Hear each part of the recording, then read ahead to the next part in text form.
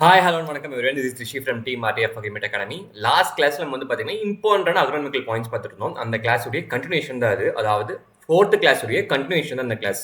Part 2 தான் அந்த class. So last class நம்ம இது வரைக்கும் பார்த்துருந்தோம்னா ஸோ மென்டாரிங் ஸ்லைட் இந்த ஸ்லைட் முன்னாடி வரைக்கும் பார்த்துருந்தோமா. ஸோ நெக்ஸ்ட் கிளாஸில் இப்போ வந்து இதுலேருந்து பார்க்க போகிறோம். ஓகே ஓகே ஃபர்ஸ்ட் என்ன பண்ண போகிறோம்னா herbicide uses pre plant incorporation. அதாவது எந்த ஹெர்பிசைட் வந்து பார்த்தீங்கன்னா ப்ரீ பிளான் இன்கார்பரேஷனுக்கு யூஸ் பண்ணுறாங்க அப்படின்றது பார்த்தீங்கன்னா நம்ம ஃப்ளக்ளோரின் தான் யூஸ் பண்ணுறோம். So pre plant incorporation use பண்ணுறது பார்த்தீங்கன்னா fluchloralin. First of all pre plant incorporation அப்படின்னு என்னென்னு பார்த்தீங்கன்னா ஆக்சுவலி 3 விதமாக வந்து பார்த்தீங்கன்னா நம்மளுடைய ஹெர்பிசைட்ஸ் அப்ளை பண்ணுவோம். ஒன்று வந்து பார்த்தீங்கன்னா ப்ரீ பிளான் இன்கார்பரேஷன், செகண்ட் வந்து பார்த்தீங்கன்னா ப்ரீ எமர்ஜென்ஸ், அண்ட் தேர்ட் வந்து பார்த்தீங்கன்னா போஸ்ட் எமர்ஜென்ஸ். ஸோ வந்து ப்ரீ பிளான் இன்கார்பரேஷன் இன்னும் பிளான்ட்டே நம்ம இன்கார்பரேட் பண்ணல. அதாவது ப்ரையார் டு பிளான்ட் இன்கார்பரேஷன். பிளான்ட்டே நம்ம இன்னும் இன்கார்பரேட் பண்ணல, அதாவது இன்னும் சீடு கூட சோ பண்ணல. அப்போ நம்ம என்ன பண்ணுறோம், உழுகும் போதே வந்து நம்ம ஹெர்பிசைட் அப்ளை பண்ணிட்டு மண்ணுக்குள்ள மூடி வச்சிரும். ஏன் அப்படி ப்ரீ பிளான் இன்கார்பரேஷன் பண்ணுறோம்னு பார்த்தீங்கன்னா சில ஹெர்பிசைட்ஸ் வந்து பார்த்தீங்கன்னா ரொம்ப வாலடைல் நேச்சராக இருக்கும். சன்லைட் எக்ஸ்போஸ் ஆச்சுனாலே ஆவியாக போயிடும். ஸோ அந்த டைமில் நம்ம என்ன பண்ணுறோம்னா ப்ரீ பிளான் இன்கார்பரேஷன் வந்து பார்த்தீங்கன்னா மண்ணுக்குள்ள போட்டு அதை பூட்டி வைக்கிற மாதிரி மண்ணுக்குள்ள போட்டு அதை மறைச்சு வைக்கிறோம். வெளியே வந்து சன்லைட் டேரக்டாக எக்ஸ்போஸ் ஆகி ஆவியாக போயிருக்கிறதுனால. ஸோ வந்து ப்ரீ பிளான் இன்கார்பரேஷன் நம்ம யூஸ் பண்ணுற வந்து பார்த்தீங்கன்னா ஃப்ளக்ளோரின். ஓகேங்களா. அடுத்து ப்ரீ எமர்ஜென்ஸ் அப்படின்னு ஒரு கான்செப்ட் இருக்கு. ப்ரீ எமர்ஜென்ஸ் ஒன்றும் இல்லை, இப்போ நம்ம வந்து சீடை சோ பண்ணிட்டோம், சோ பண்ணியாச்சு, ஆனால் இன்னும் எமர்ஜ் ஆகல. அதாவது ப்ரையார் டு எமர்ஜென்ஸ் சீடா சோ பண்ணியாச்சு, ஆனால் இன்னும் இந்த பிளான்ட் வந்து பார்த்தீங்கன்னா எமர்ஜ் ஆகலை அப்படின்னு வந்து பார்த்தீங்கன்னா அது ப்ரீ எமர்ஜென்ஸ் ஹெர்பிசைட்ஸ். இது போஸ்ட் எமர்ஜென்ஸ் ஹெர்பிசைட்னா வந்து பார்த்தீங்கன்னா நம்ம சீடு சோ பண்ணிட்டோம், பிளான்ட் வளர்ந்துருச்சு, வளர்ந்ததுக்கப்புறம் நம்ம ஹெர்பிசைட் ஸ்ப்ரே பண்ணோம்னா அது post herbicide, post emergency herbicide. ஓகேங்களா. ஸோ அடுத்து எக்ஸாம்பிள் ஆஃப் C3 வீடு. C3 வீடு வந்து பார்த்தீங்கன்னா பத்துவா வந்து பார்த்தீங்கன்னா அது ஆக்சுவலி C3 வீடு. C3னா ஃபர்ஸ்ட் ஆஃப் ஆல் என்ன அப்படின்னு பார்த்தீங்கன்னா ஒரு நம்ம சின்ன கிளாஸில் பார்த்துருப்போம் C3 சைக்கிள், C4 சைக்கிள்னு சொல்லிட்டு. அது ஃபோட்டோசிந்தசிஸ் பண்ணும்போது அதோடைய ஃபர்ஸ்ட் ஃபார்மிங் கார்பன் காம்பவுண்ட் வந்து பார்த்தீங்கன்னா 3 கார்பன் காம்பவுண்டாக இருந்துச்சுன்னா அது வந்து C3 சைக்கிள் ஃபாலோ பண்ணுதுன்னு சொல்லுவோம். இதே வந்து 4 கார்பன் காம்பவுண்ட் வந்து பார்த்தீங்கன்னா ஃபார்ம் பண்ணுச்சுன்னா அதோடைய இதோட ஃபோட்டோசிந்தசிஸ் டைமில் வந்து பார்த்தீங்கன்னா C4 சைக்கிள்னு சொல்லுவோம். ஸோ C3க்கும் C4 வந்து பார்த்தீங்கன்னா டிஃபரன்ஸ் வந்து யூஸ்வலாக நமக்கு ரொம்ப முக்கியமான ஒன்று. அது என்ன டிஃபரன்ஸ்னு பார்த்துட்டு வாங்க. C3 சைக்கிள் C4 சைக்கிளுக்கு என்ன டிஃபரன்ஸ்ன்றதை நீங்கள் பார்த்துட்டு வாங்க. அடுத்து the botanical name of 2-rowed barley. 2-rowed barley வந்து பார்த்தீங்கன்னா Hardium distichon. அதாவது நம்ம யூஸ்வலாக வந்து பார்த்தீங்கன்னா 2-row barleyயும் 6-row barleyயும் நம்ம யூஸ் பண்ணுறோம். சரிங்களா.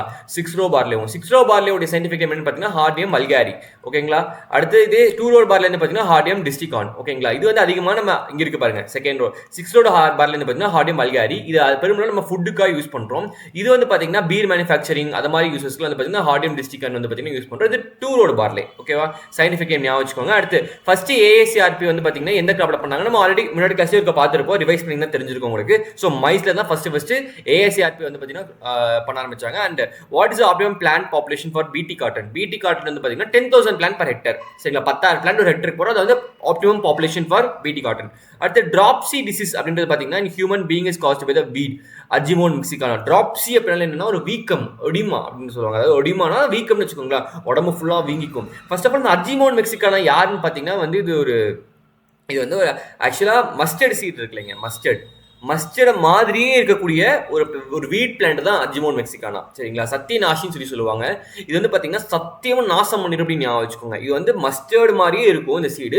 என்ன பண்ணுவாங்கன்னா மஸ்டர்ட் வந்து இது ஆயில் மேனுஃபேக்சரிங் பண்ணும்போது இந்த சீடு அப்படியே மிக்ஸ் ஆகிக்கும். நமக்கு தெரியாது, அது பிரித்து பார்க்குற அளவுக்கு வந்து பார்த்தீங்கன்னா ரொம்ப நுண்ணியமாக பார்க்க வேண்டியதாக இருக்கும். கண்டுபிடிக்க முடியாது அஜிமோன் மெக்சிகானாவுடைய சீட்ஸும் மஸ்டர்ட் எடுத்தும் ஒரே மாதிரி இருக்கும். அப்போ என்ன பண்ணுவாங்கன்னா ஆயில் மேனுஃபேக்சரிங் அப்போ இந்த அஜிமோன் மெக்சிகானாவும் கலந்ததுக்கப்புறம் நம்ம இந்த மஸ்டர்ட் ஆயிலாம் வந்து பார்த்தீங்கன்னா நம்ம சதர்ன் சைஸில் மஸ்டர்ட் ஆயில் ரொம்ப கம்மி, நார்தன் சைடில் வந்துட்டீங்கனாலே கம்ப்ளீட்லி மஸ்டர்ட் ஆயில் தான் வந்து பார்த்தீங்கன்னா. ஸோ மஸ்டர்ட் ஆயில் கன்சூம் பண்ணுறப்ப நமக்கு என்ன ஆகும்னா ஒரு வேலை இந்த அஜிமோன் மெக்சிகானாவுடைய வீடு வந்து ஜாஸ்தியாக அதில் இருந்துச்சுன்னா, அந்த ஆயில் மேனுஃபேக்சரிங் இருந்துச்சுன்னா அவங்களுக்கு ட்ராப்சி அப்படின்னு ஒரு டிசீஸ் வரும். ட்ராப்சினா உடம்பு ஃபுல்லாக வீங்கிரும், லிவரில் வந்து பார்த்தீங்கன்னா நல்லா வீங்கிரும், ஃபைனலி ஹார்ட் ஃபெயிலியர் கூட வரதுக்கு வாய்ப்பு இருக்குது. சரிங்களா. ஸோ ட்ராப்சி டிசீஸ் வந்து பார்த்தீங்கன்னா அஜிமோன் மெக்சிகானாவால் காசு ஆகக்கூடிய ஒரு டிசீஸ். ஓகேங்களா. இது வந்து யூஸ்வலாக மஸ்டர்ட் கூட பார்க்கறதுக்கு மஸ்டர்ட் கூட ஒரே மாதிரி இருக்கும், மிமிக் மாதிரி இருக்கும். ஓகேங்களா. அடுத்து crop is suitable for soil having pH 4 to 6. Okay. pH உடைய ஸ்கேல் அளவு ஏதாவது தெரியும் நினைக்கிறேன். 7ங்கிறது நியூட்ரல். ரைட்டுங்களா. 7க்கு கீழே போக போக உங்களுக்கு என்ன ஆகும்னா அசிடிட்டி அதிகமாகும். அதுவே 7க்கு மேலே போக போக உங்களுக்கு என்ன ஆகும், பெசிசிட்டி அதிகமாகும். ரைட்டுங்களா. ஸோ இப்போ 4 to 6ங்கிறது என்னது, அசிடிக் இன் நேச்சர். ஸோ வந்து பார்த்தீங்கன்னா இந்த அப்போ ஆசிட் லவிங் பிளான்ஸ் வந்து பார்த்தீங்கன்னா இந்த 4 to 6 வந்து வளர முடியும், ரைட்டா? அப்போ ஆசிட் லவிங் பிளான்ஸ் வந்து பார்த்தீங்கன்னா உங்களுக்கு டிஆர்பி ஞாபகம் வச்சுக்கோங்க, ஓகேங்களா? ட்ரிப்பு ஞாபகம் வச்சுக்கோங்க, இல்லை வந்து திருப்பூர், உங்களுக்கு என்ன தோணுதோ ஞாபகம் வச்சுக்கோங்க. இது வந்து பார்த்தீங்கன்னா ஆசிட் லவிங் பிளான்ஸ். திருப்பூர்ல இருக்கவங்க பார்த்தீங்கன்னா ஆசிட் லவ் பண்ணுவாங்க அப்படின்னு ஞாபகம் வச்சுக்கோங்க, சும்மா ஒரு க்ளூ, ஓகே? ஸோ வந்து டிஆர்பி வச்சுக்கோங்க, டீ, ரைஸ் அண்ட் பொட்டேட்டோ, இது மூணு என்ன பார்த்தீங்கன்னா ஆசிட் லவிங் பிளான்ஸ். இந்த pH 4 to 6 வந்து பார்த்தீங்கன்னா வளரக்கூடிய ஒரு பிளான்ட். அடுத்து red haemoglobin root nodules is responsible for. ஹீமோகுளோபின்னாலே வந்து பார்த்தீங்கன்னா கேரியர் ஆஃப் ஆக்சிஜன் தான், கேரியர் ஆஃப் ஆக்சிஜன். அது வந்து பார்த்தீங்கன்னா ரூட்ல இருந்தால் மட்டும் என்ன பண்ண போகுது, சேம் வேலை தான் பண்ண போகுது, டிரான்ஸ்போர்ட் ஆஃப் ஆக்சிஜன். அதான் வந்து பார்த்தீங்கன்னா அதோடைய முக்கியமான வேலை. அடுத்து ஆனுவல் ரெயின்ஃபால் இன் ராஜஸ்தான் வந்து பார்த்தீங்கன்னா 500 to 575 mm. சும்மா ஒன்ஸ் கிளாஸ் பார்த்துக்கோங்க. அடுத்து அமினோஃபிலிக் பிளான்ட்.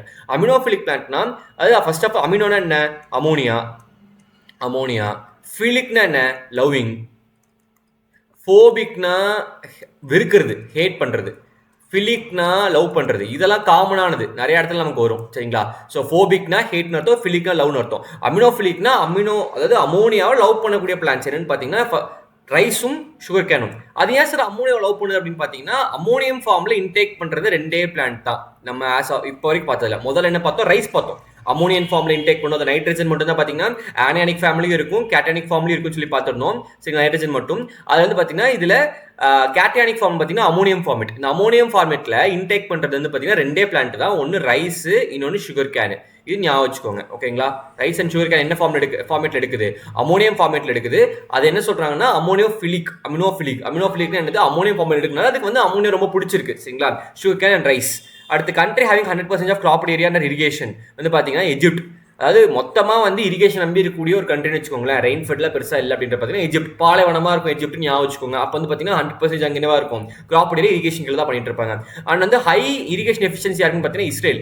நம்ம வந்து ட்ரிப் இரிகேஷன் வந்து பார்த்தீங்கன்னா ரொம்ப எஃபிஷியன்டான ஒரு விஷயம், அதாவது வாட்டர் கன்சர்வ் பண்ணுறதுன்னு பார்த்தோம். அந்த ட்ரிப் இரிகேஷன் நமக்கு இன்ட்ரடியூஸ் பண்ணதே யாரு தான், இஸ்ரேல் தான். ஸோ அப்போ நமக்கு இன்ட்ரடியூஸ் பண்ணவங்களுக்கு வந்து அவங்க எப்படி இருப்பாங்க, ஸோ ட்ரிப்புங்கிற ஒரு கான்செப்டை நமக்கு சொன்னவங்க அவங்களுடைய நாடு எந்த அளவுக்கு வச்சிருப்பாங்க. ஸோ அந்த ஹை எஃபிஷியன்சி இருக்கக்கூடிய நாடு என்னன்னு பார்த்தீங்கன்னா இஸ்ரேல் தான், சரிங்களா? Irrigation efficiency, okay? அடுத்து country having highest irrigated area அளவில் அதிகமாக இரிகேட்டட் ஏரியா இருக்கான்னு பார்த்தீங்கன்னா இந்தியா, நம்ம தான். அடுத்து optimum wave length and remote sensing ranges. Optimum wave length வந்து பார்த்தீங்கன்னா ரிமோட் சென்சிங் வேவ்ஸ்க்கு 0.3 to 15 மைக்ரோமீட்டர்ஸ், சரிங்களா? இப்போ நமக்கு தெரிஞ்சதெல்லாம் நம்மளுடைய பார்வைக்கு வந்து பார்க்கறதுக்கு நமக்கு வந்து பார்த்தீங்கன்னா 400 700 நானோமீட்டர், இல்லைன்னு பார்த்தீங்கன்னா 0.4 0.7 மைக்ரோமீட்டர், சரிங்களா? இதுதான் பார்த்தீங்கன்னா விசிபிள் ரேஞ்சுன்னு சொல்லுவோம். நமக்கு கண்ணுக்கு தெரியுது, அவ்வளோதான் நமக்கு தெரியுது. ஆனால் இது வந்து சென்சார்ஸ்க்கு வந்து பார்த்தீங்கன்னா ரிமோட் சென்சிங்க்கு வந்து பார்த்தீங்கன்னா என்ன வேவ் லென்த் தெரியுதுன்னு பார்த்தீங்கன்னா 0.3 15 மைக்ரோமீட்டர்ஸ் வரைக்கும் இருக்கக்கூடிய எல்லா ரேடியேஷன்ஸும் அது தெரியுதான். ஆனால் நம்ம கண்ணுக்கு என்னதான் தெரியுது, நமக்கு விசிபிள் ஸ்பெக்ட்ரம், அந்த ஸ்பெக்ட்ரம் மட்டும் நமக்கு தெரியும். நமக்கு என்னன்னா 0.4 0.7 வரைக்கும் தான் நமக்கு தெரியுது, சரிங்களா? பெரும்பான்மையா. ஸோ சிலருக்கு வந்து கொஞ்சம் எக்விட்டி தான் தெரியும் வச்சுக்க, அது விடுங்க, தட் இஸ் பேரடாக்ஸ். மாதிரி நம்ம 0.4 0.7 தான் நமக்கு தெரியுது. ஆனால் சென்சார்ஸ்க்கு 0.3 15 மைக்ரோமீட்டர் வரைக்கும் அதோட சென்ஸ் பண்ண முடியும், ஓகேங்களா? Optical wavelength. அதுக்கு ஆப்டிக்கல் என்னது, பார்க்கக்கூடியது. அதோட பார்க்கக்கூடிய வேவ் லென்த் பார்த்தீங்கன்னா 0.3 15 மைக்ரோமீட்டர் சென்சார்ஸ்க்கு, remote sensing ranges. India is first country develop and use of hybrids in bajra. அது பாஜ்ரா என்னது, பேர்ல் மில்லட். பேர்ல் மில்லட்ல முதல்ல வந்து பார்த்தீங்கன்னா ஹைபிரிட். பேர்ல் மில்லட் இது வந்து பார்த்தீங்கன்னா யார் கண்டுக்காத ஒன்றுன்னு வச்சுக்கோங்களேன். அதில் முதல்ல ஹைபிரிட் கண்டுபிடிச்சு நம்ம தான் யூஸ் பண்ணிக்கிட்டு இருக்கோம், சரிங்களா? இதுவும் கிட்டத்தட்ட கிரீன் ரெவல்யூஷன் டைம்ல தான், அதாவது 1960s அந்த டைம்ல தான் பார்த்தீங்கன்னா நம்ம ரைஸ்ல மட்டும் ஃபோக்கஸ் பண்ணாமல் இதில் பாஜ்ராலையும் ஃபோக்கஸ் பண்ணி நம்ம வந்து அதில் ஹைபிரிட் டெக்னாலஜி டெவலப் பண்ணோம். ஸோ HB1 ஹைபிரிட் பாஜ்ரா 1 ஞாபகம் வச்சுக்கோங்க, 1965, சரிங்களா? அதாவது கிரீன் ரெவல்யூஷன் டைம்ல தான் அதுவும். அடுத்து India which crop is maximum area under irrigation. நம்ம ஆல்ரெடி பார்த்துருந்தோம். அதிகமாக வளர்த்தக்கூடிய சீரியல்ஸ் கிராப் என்ன தான் பார்த்தோம், வீட், சரிங்களா? அதிக அளவு இரிகேஷன் இருக்கக்கூடிய இந்தியாவில் இருக்கக்கூடிய கிராப் பார்த்தீங்கன்னா வீட், ஓகேவா? Most extensive grown fruit crop in the world. World அளவில் வந்து பார்த்தீங்கன்னா எல்லாத்துக்கும் என்ன பிடிக்குமாமா, மாங்காய் பிடிக்கும். அது ஞாபகம் வச்சுக்கோங்க. வேர்ல்டில் எனக்கு உனக்கு மட்டும் கிடையாது, எல்லாருக்குமே என்ன பிடிக்கும்னு பார்த்தீங்கன்னா ஃப்ரூட்ஸோட பொறுத்த வரைக்கும் மேங்கோ பிடிக்கும் அப்படின்னு ஞாபகம் வச்சுக்கோங்க. அடுத்து Pusa joint is a variety of. Pusa வந்து பார்த்தீங்கன்னா இது யூஸ்வலாக பியூசா ஜாயிண்ட்ங்கிறது நிறைய வெரைட்டிஸ் இருக்கும், நிறைய ஒவ்வொரு கிராப்ஸ்லையும் இருக்க போது. அந்த பெரும்பான்மையாக வந்து பார்த்தீங்கன்னா பெர்சிம், நாப்பியர் கிராஸ், பப்பாயா, இது மூணுலேயுமே பியூசா ஜெயின்ட்னு ஒரு வெரைட்டி இருக்கு, அவ்வளவுதான். ஸோ பெர்சிம்லயும் பியூசா ஜெயின்ட்னு ஒரு வெரைட்டி இருக்கு, நாப்பியர் கிராஸ்லயும் பியூசா ஜெயின்ட்னு ஒரு வெரைட்டி இருக்கு, பப்பாயாலையும் பியூசா ஜெயண்ட் அப்படின்னு ஒரு வெரைட்டி இருக்கு, ஓகேங்களா? அடுத்து type of soil which is most useful for plants. Capillary water. Capillary வாட்டர்னா கிட்டத்தட்ட அவைலபிள் வாட்டர்னு வச்சுக்கோங்களேன். அதாவது நம்மளுடைய நிலத்தடிக்கு கீழே வந்து பார்த்தீங்கன்னா எக்கச்சக்கமான தண்ணி இருக்கும். ஆனால் எந்த தண்ணி வந்து பார்த்தீங்கன்னா கேப்லரி ஆக்ஷன் என்னன்னு பார்த்தீங்கன்னா, இப்போ ஒரு பிளான்ட் இருக்குன்னா அது எப்படி வந்து வாட்டர் வந்து பார்த்தீங்கன்னா கீழே மேலே எடுக்குது, மோட்டர் போட்டு எடுக்குதா, அது வந்து கீழே மேலே இழுக்குது இல்லை, வித்தவுட் எனி எப்படி சொல்றது, மோட்டர்லாம் இல்லாமல் ஒரு எலக்ட்ரிக்கல் எதுவும் இல்லாமல் அது பாட்டுக்கு இழுக்குது. அந்த ஆக்ஷன் பேர் தான் கேபிலரி ஆக்ஷன் சொல்கிறோம். அதாவது எகெயின்ஸ்ட் கிராவிட்டி யூஸ்வலாக வந்து பார்த்தீங்கன்னா ஒரு தண்ணி எப்படி வரும், மேலேருந்து கீழ் நோக்கி வரும், ரைட்டுங்களா, மேலேருந்து கீழ் நோக்கி வரும். ஆனால் இதுவே கீழேருந்து மேலே போச்சுன்னா அதான் கேபிலரி ஆக்ஷன் சொல்லுவோம். அந்த கேபிலரி வாட்டர் தான் வந்து பார்த்தீங்கன்னா பிளான்ட்டுக்கு முக்கியம். ஓகேங்களா, அதான் அதெல்லாம் அப்டேக் பண்ண முடியும். அடுத்து at equator day and night are always equal. ஈக்குவேட்டரை பொறுத்த வரைக்கும் இதான் ஈக்குவேட்டர். சன்ரைஸ் வந்து யூஸ்வலாக பட்டுக்கிட்டே இருக்குன்னு வச்சுக்கோங்களேன். இந்த இடத்த பொறுத்த வரைக்கும் வந்து பார்த்தீங்கன்னா டே நைட் ஈக்குவலாக இருக்குன்னு சொல்கிறாங்க. ஓகேங்களா, அடுத்து atmospheric pressure always decreases with altitude. இது வந்து பார்த்தீங்கன்னா நமக்கு அட்மாஸ்பியரிக் ப்ரெஷர் இருக்குது பார்த்தீங்களா, நம்ம மேலே போக போக இப்போ ஒரு மலை ஏறணும்னு வச்சுக்கோங்களேன், மலை ஏற ஏற ஏற நமக்கு ப்ரெஷர் குறைஞ்சிட்டே போகும். சரிங்களா, இது ஆக்சுவலி ப்ரெஷர் கான்செப்ட் வந்து எப்படின்னா உங்களுக்கு அங்கே அவைலபிள் கேஸஸை பொறுத்து தான். இப்போ கேஸஸ் வந்து பார்த்தீங்கன்னா சிங்க் ஆச்சுன்னா உங்களுக்கு ப்ரெஷர் ஜாஸ்தியாக இருக்கும். இதே கேஸ் வந்து மேலே அதாவது ஆவியாக போச்சுன்னா ப்ரெஷர் கம்மியாக இருக்கும். சரிங்களா, ஸோ இப்போ இங்கே என்ன கான்செப்ட்னா இப்போ வந்து யூஸ்வலாக இதுதான் ஒரு இருங்க இதெல்லாம் ரிமூவ் பண்ணிடலாம். இதெல்லாம் நமக்கு ரொம்ப இம்பார்ட்டன்டா சார்னு கேட்டால் A4 கான்செப்ட்லேயே ரொம்ப இம்பார்ட்டன்ட் கிடையாது. சும்மா ஒரு ஜென்ரல் நாலேஜை தெரிஞ்சுக்கோங்க. இப்போ ஒரு ஏர் வந்து சிங்க் ஆச்சுன்னா, சரிங்களா, ஒரு ஏர் வந்து சிங்க் ஆச்சுன்னா மேலேருந்து கீழே இறங்குச்சுன்னா அப்போ வந்து உங்களுக்கு ப்ரெஷர் அதிகமாக இருக்கும். ப்ரெஷர்னா என்னங்க, ஒரு அழுத்தம், அதுதான் ப்ரெஷர். அப்போ அழுத்தம்னா யாருக்கு அழுத்தணும், அந்த கேஸ் எல்லாம் நம்ம அழுத்துறப்ப நமக்கு என்ன ஆகும்னா ப்ரெஷர் அதிகமாகும். இதுவே வந்து கீழேருந்து மேலே ஆவியாக போச்சுன்னா, அதாவது இப்போ ஒரு நல்லா ஈக்குவேட்டர் கிட்ட எடுத்துக்கலாம். இங்கே ஈக்குவேட்டர் கிட்ட சன்னு வச்சுக்கோங்க, சும்மா ஒரு எக்ஸாம்பிளுங்க. அப்போ வந்து எப்போ பாரு சன்லைட் பட்டுட்டே இருக்கும். அப்போ இந்த இடத்துல என்ன ஆகும் உங்களுக்கு, இந்த இடத்துல எப்பவுமே ஆவி பறந்துட்டே இருக்குமா, ஏன்னா அங்கே சூடாக இருந்துச்சு என்ன ஆகும், ஆட்டோமேட்டிக்காக சாயில இருந்து ஆவியாக மேலே போய்கிட்டே இருக்கும். அப்போ கேஸஸ்லாம் என்ன ஆகும், மேலே ஆவியாக போயிட்டே இருக்கும். அப்போ அந்த இடத்துல என்னவா இருக்கும் உங்களுக்கு, ப்ரெஷரு கம்மியாக தான் இருக்கும். ஏன்னா ப்ரெஷர் எப்பவுமே அழுத்தம் மேலேருந்து கீழேங்கிறது அழுத்தம் ஏற்படும், ரைட்டுங்களா, கீழேருந்து மேலே போகிறப்ப அழுத்தம் ஏற்படாது. அப்போ அழுத்தம் கம்மியாகும், அப்போ லோ ப்ரெஷர் கிரியேட் ஆகும். அப்போ ஈக்குவேட்டர் ரீஜனை பொறுத்த வரைக்கும் என்ன சொல்லுவாங்கன்னா லோ ப்ரெஷர் ரீஜன் சொல்லுவாங்க. ஓகேங்களா, ஸோ ப்ரெஷருங்கிறது இதுதான் ப்ரெஷர். சரிங்களா, இப்போ நம்ம அதிக ஆல்டிடியூட்ல போகிறப்ப என்ன ஆகும்னா ஹை ஆல்டிடியூட்ல நம்ம போயிட்டு இருக்கோம்னு வச்சுக்கோங்க. இப்ப கேஸ்ல இப்படி சிங்க் ஆயிட்டு இருக்கு, ரைட்டுங்களா, இப்படி சிங்க் ஆயிட்டு இருக்கு. ஆனா இந்த இடத்துல வந்து பாத்தீங்கன்னா இந்த இடத்துல இருக்கக்கூடிய சிங்க் இத்தனை பேர் கோடு இருக்கு, ஆனா இங்க மேல போறன்றப்ப அங்க ஏரியாவே கம்மியா தான் இருக்கும், ரைட்டுங்களா. அப்ப சிங்க் எல்லா கேஸஸுமே கீழே சிங்க் ஆயிட்டு இருக்கு. புரியுதுங்களா நான் சொல்றது. இப்ப இதான் ஒரு பவுல் எடுத்துக்கிட்டுன்னு வச்சுக்கோங்களேன், எல்லா கேஸஸும் இங்க சிங்க் ஆயிருக்கு, அதாவது இந்த பாயிண்ட்ல இங்க, ஏன்னா எல்லா கேஸஸும் கீழே சிங்க் ஆயிட்டு இருக்குன்றப்ப இந்த ரீஜன்ஸ் வந்து பார்த்தீங்கன்னா உங்களுக்கு ப்ரெஷர் ஜாஸ்தியாக இருக்கும், ஏன்னா எல்லாமே சிங்க் ஆயிருக்கு. ஆனால் இதே மேலே போக என்ன ஆகும், ஏன்னா அழுத்தம் கீழே இருக்கு, அப்போ மேலே போக என்ன ஆகும், உங்களுக்கு அழுத்தம் கம்மியாகும், லோ ப்ரெஷராக இருக்கும். சரிங்களா, இதெல்லாம் எக்ஸாம் பாயிண்ட் ஆஃப் வியூல உங்களுக்கு நாட் ஸோ இம்பார்ட்டன்ட், ஜஸ்ட் ஒரு ஜென்ரல் நாலேஜ் வச்சுக்கோங்களேன். ஓகேவா, ஸோ வந்து பார்த்தீங்கன்னா அட்மாஸ்பியர் ப்ரெஷர் வந்து பார்த்தீங்கன்னா எப்பவுமே டிக்ரீஸ் ஆகும் வித் இன்க்ரீஸ் இன் ஆல்டிடியூட். சரிங்களா, இப்போ நீங்கள் லிஃப்ட்டில் போகிறப்ப நமக்கு என்ன ஆகும்னா, லிஃப்ட்டில் வந்து நீங்கள் ஆல் ஆஃப் சடன் டடுன்னு போய் இடத்துல ரீச் ஆகுன்னு வச்சுக்கோங்களேன், தலை ஒரு மாறி இருக்கும். அது வந்து பார்த்தீங்கன்னா அட்மாஸ்பியர் ப்ரெஷர் டிஃபரன்ஸ் தான். இதை நீங்கள் வந்து ஒரு கார் வந்து பார்த்தீங்கன்னா ரொம்ப ஒரு நல்ல நீங்கள் யூஸ்வலாக வந்து எப்படி சொல்கிறது, ரொம்ப ஹை பவர் உள்ள கார் எடுத்தீங்கன்னு வச்சுக்கோங்களேன், மோஸ்ட்லி இவி கார்ஸ் வச்சுக்கோங்க. இவி கார் வந்து பார்த்தீங்கன்னா 100 இருக்கிற ஸ்பீட் வந்து பார்த்தீங்கன்னா ரொம்ப இன்ஸ்டன்டேனியஸாக ரீச் ஆயிரும். அந்த 100 இருக்கிற ஸ்பீட் ரீச் பண்ணுறப்போ உங்களுக்கு அந்த ப்ரெஷர் டிஃபரன்ஸ் கிரியேட் ஆகும். ஸோ வந்து ஒரு ஜர்க் வந்து பார்த்தீங்கன்னா திடீர்னு ஒரு 0லேருந்து 100 போனீங்கன்னு வச்சுக்கோங்களேன், வித் ஷார்ட் ஸ்பேன் ஆஃப் டைமில் உங்களோட ஹெட் வந்து பார்த்தீங்கன்னா ஒரு மாதிரி அப்படியே அந்த ப்ரெஷர் ஃபீல் பண்ண முடியும், ஒரு டிஃபரன்ஸ் ஏற்படும் உங்களுக்கு. ஓகேங்களா, எல்லாம் சும்மா தெரிஞ்சுக்கோங்க. And horizontal heat transfer from warmer area to cooler area is known as clothesline effect. Okay, சிம்பிளாக வந்து பார்த்தீங்கன்னா எப்பவுமே வந்து ஹீட் ட்ரான்ஸ்ஃபர் வந்து பெரும்பாலும் எப்படி நடக்கும்னு பார்த்தீங்கன்னு வச்சுக்கோங்களேன், ஒரு வார்மர் ரீஜன்லேருந்து கூலர் ரீஜன் நோக்கி போகும். சரிங்களா, வார்மர் ரீஜன் கூலர் ரீஜனை பொறுத்து, அதாவது சூடு ஏதாவது எங்கே போகும், சூடு இல்லாத இடத்துக்கு தான் போகும். சிம்பிளாக ஞாபகம் வச்சுக்கணும். இப்போ வார்மர் ரீஜன் என்னது கொஞ்சம் சூடாக இருக்க இடம், சரிங்களா, அப்போ சூடு இல்லாத இடத்த நோக்கி தான் அது போகும். So warmer region cooler region தான் யூஸ்வலாக ஹீட் ட்ரான்ஸ்ஃபர் ஆகும். இது ஹரிசாண்டல் மூவ்மெண்ட்ல நடந்துச்சுன்னா அது கிளாத் லைன் எஃபெக்ட்னு சொல்லுவாங்க. சரிங்களா, இது வந்து வெர்டிக்கல் ஹீட் ட்ரான்ஸ்ஃபர் நடந்துச்சுன்னா அது வந்து ஓசிஸ் எஃபெக்ட்னு சொல்லுவாங்க. சிம்பிளா ஞாபகம் வச்சுக்கோங்க. ஓகேவா, ரொம்ப வந்து அதுக்குள்ள போயிட்டு அதோடைய கெமிஸ்ட்ரிலாம் வந்து நீங்க பார்க்க வேண்டாம். எப்பவுமே ஹீட் எங்க ட்ரான்ஸ்ஃபர் ஆகும், warmer to cooler regions transfer ஆகும். ட்ரான்ஸ்ஃபர் ஆகும்போது ஹரிசாண்டலா ட்ரான்ஸ்ஃபர் ஆச்சுன்னா அது கிளாத் லைன் எஃபெக்ட், வெர்டிக்கலா ட்ரான்ஸ்ஃபர் ஆச்சுன்னா அது பேர் ஓசிஸ் எஃபெக்ட்னு சொல்லுவோம். ஓகேங்களா, அடுத்து அந்த என்சைம் ஆஃப் நைட்ரஜன் ரிடக்ஷன் வந்து பாத்தீங்கன்னா நைட்ரோஜனேஸ். நைட்ரஜன் ரிடக்ஷன், நைட்ரோஜனேஸ் ரொம்ப இம்பார்ட்டன்ட். ஸோ பேர்லேருந்து நம்ம ஈஸியாக ஞாபகம் வச்சுக்கலாம். நைட்ரஜன் ரிடக்ஷனுக்கு யார் வேணும், நைட்ரஜனேஸ் வேணும். Okay, element of nitrate reduction, அதாவது எந்த எலமெண்ட் எந்த என்சைம் வேணும்னா உங்களுக்கு நைட்ரஜனேஸ்ங்கிறது என்சைம், ஏசி முடிஞ்சாது என்சைம் தான். அது எந்த எலமெண்ட் வேணும்னு பார்த்தீங்கன்னா மாலிப்டினம் தான் பார்த்தீங்கன்னா பெரிய ரோல் வகிக்குது. இதில் நைட்ரஜன் ரிடக்ஷனில், அதாவது நைட்ரேட் ரிடக்ஷனில். ஓகேங்களா, அடுத்து most of field crop requires the pH range for optimum growth is 6.5 to 7. அப்ப 6.5 to 7னா அப்ப யோசிச்சு பாருங்க. 7 கம்மியா இருந்துச்சா கண்டிப்பா அது என்னதான் அசிடிக் நேச்சர். ஏன்னா 7ங்கிறது நியூட்ரல். சோ 7க்கு மேல போறப்ப வந்து பேசிசிட்டி இருக்கும். சோ 7 கம்மியானா அப்போ 6.5 to 7ங்கிறது என்னது? Slightly acidic. ரைட்டா? Slightly acidic. ஏன்னா 7 இருந்து கீழ போக என்ன ஆகும்? அசிடிட்டி ஏறிட்டே போயிட்டு இருக்கும். ரைட்டா? அப்போ இங்க எல்லா கிராப்ஸ்மே பெரும்பான்மையா 6.5 to 7ல தான் வளருதுன்னா அப்ப எல்லா கிராப்ஸ்மே பெரும்பான்மை என்னவா தான் இருக்கு? பெரும்பான்மையா வந்து பாத்தீங்கன்னா அசிடிக் நேச்சரா தான் இருக்கு. Hence mostly cultivated crops are acidic in nature. ஓகேங்களா? அடுத்து depth of water required by crop is known as delta, area irrigated by 1 cubic centimeter of duty. இது மூணு கான்செப்ட் ஒட்டுக்கா பார்க்கணும். சரிங்களா? Delta, duty, base period. இப்போ ஒண்ணும் இல்லைங்க, ஒரு கிராப் வந்து வளர்த்துறோம் நம்ம. சரிங்களா? அந்த கிராப் வளர்த்துறதுக்கு அதோட மொத்தமா அந்த வளர்ற வரைக்கும் க்ரோயிங் பேஸ்ல எவ்வளவு தண்ணி குடிச்சிருக்கு அப்படின்றது பாத்தீங்கன்னா அது டெல்டான்னு சொல்லுவோம். எவ்வளவு தண்ணியை குடிச்சிருக்கு. சரிங்களா? Water required by a crop. சரிங்களா? Water required by a crop வந்து பாத்தீங்கன்னா டெல்டா. ஒரு கிராப்புக்கு எவ்வளவு தண்ணி தேவைப்படுது டெல்டா. சரிங்களா? அந்த தண்ணியை எப்படி எஃபிஷியண்டா யூஸ் பண்ணுச்சு அப்படின்றதா டியூட்டி. சரிங்களா? Efficiency is duty. டியூட்டி எப்படி பண்ணணும்? எஃபிஷியண்டா பண்ணணும். எஃபிஷியன்சிங்கிறது டியூட்டிங்கிறது எஃபிஷியன்சி. ஓகேங்களா? பேஸ் பீரியடுங்கிறது ஒன்றும் இல்லைங்க, அது ஸ்டார்டிங்ல இருந்து ஒரு நம்ம ஃபர்ஸ்ட் இரிகேஷன் கொடுக்குறோம் இல்லைங்க, அந்த இதுல இருந்து லாஸ்ட் இரிகேஷன் கொடுக்கக்கூடிய நாள்கள் கிட்டத்தட்ட எத்தனை நாளைக்கு தண்ணி ஊத்துறீங்க, அதான் base period. Periods and days for which irrigation supplied, எவ்வளவு நாளைக்கு நீங்க தண்ணி கொடுக்குறீங்க. அதாவது ஃபர்ஸ்ட் இரிகேஷன் கொடுக்குறீங்க, சரிங்களா, கடைசியா ஒரு இரிகேஷன் கொடுக்குறீங்க, ரெண்டு நடுவில் நாள் இருக்கு, பீரியட் இருக்கு, அதான் வந்து பாத்தீங்கன்னா பேஸ் பீரியட். ஓகேங்களா? அதாவது நீங்க மொத்தமா எவ்வளவு நாள் தண்ணி ஊத்துறீங்க. சிம்பிளா ஃபர்ஸ்ட் நாள் வந்து நான் ஒரு டிசம்பர் ஃபர்ஸ்ட் தண்ணி ஊத்துறேங்க, அப்புறம் வந்து செகண்ட் ஊத்துறேன், தேர்ட் ஊத்துறேன், ஃபோர்த் ஊத்துறேன், சிக்ஸ்த் ஊத்துறேன், அதெல்லாம் விடுங்க, கடைசியா ஊத்துறீங்க 30 ஊத்துறேன். அப்போ 30 நாள் நீங்க தண்ணி ஊத்திருக்கீங்கல்ல, அப்போ 30 நாள் என்னது உங்களுக்கு பேஸ் பீரியட். அதாவது ஃபர்ஸ்ட் இரிகேஷன் வந்து லாஸ்ட் இரிகேஷனுக்குள்ள இருக்கக்கூடிய நாள்கள் தான் பாத்தீங்கன்னா பேஸ் பீரியட். ஓகேங்களா? அத்தனை நாளைக்கு தண்ணி தேவை. சரிங்களா? சோ டெப்த்ங்கிறது டெல்டாங்கிறது என்னது? டெல்டாங்கிறது பாத்தீங்கன்னா வாட்டர் ரெக்வயர்ட் பை கிராப், எவ்வளவு தண்ணி தேவை அப்படிங்கிறது. டியூட்டிங்கிறது வந்து எஃபிஷியன்சி ஆஃப் கிராப், அதாவது area irrigated by 1 cubic centimeter discharge of water.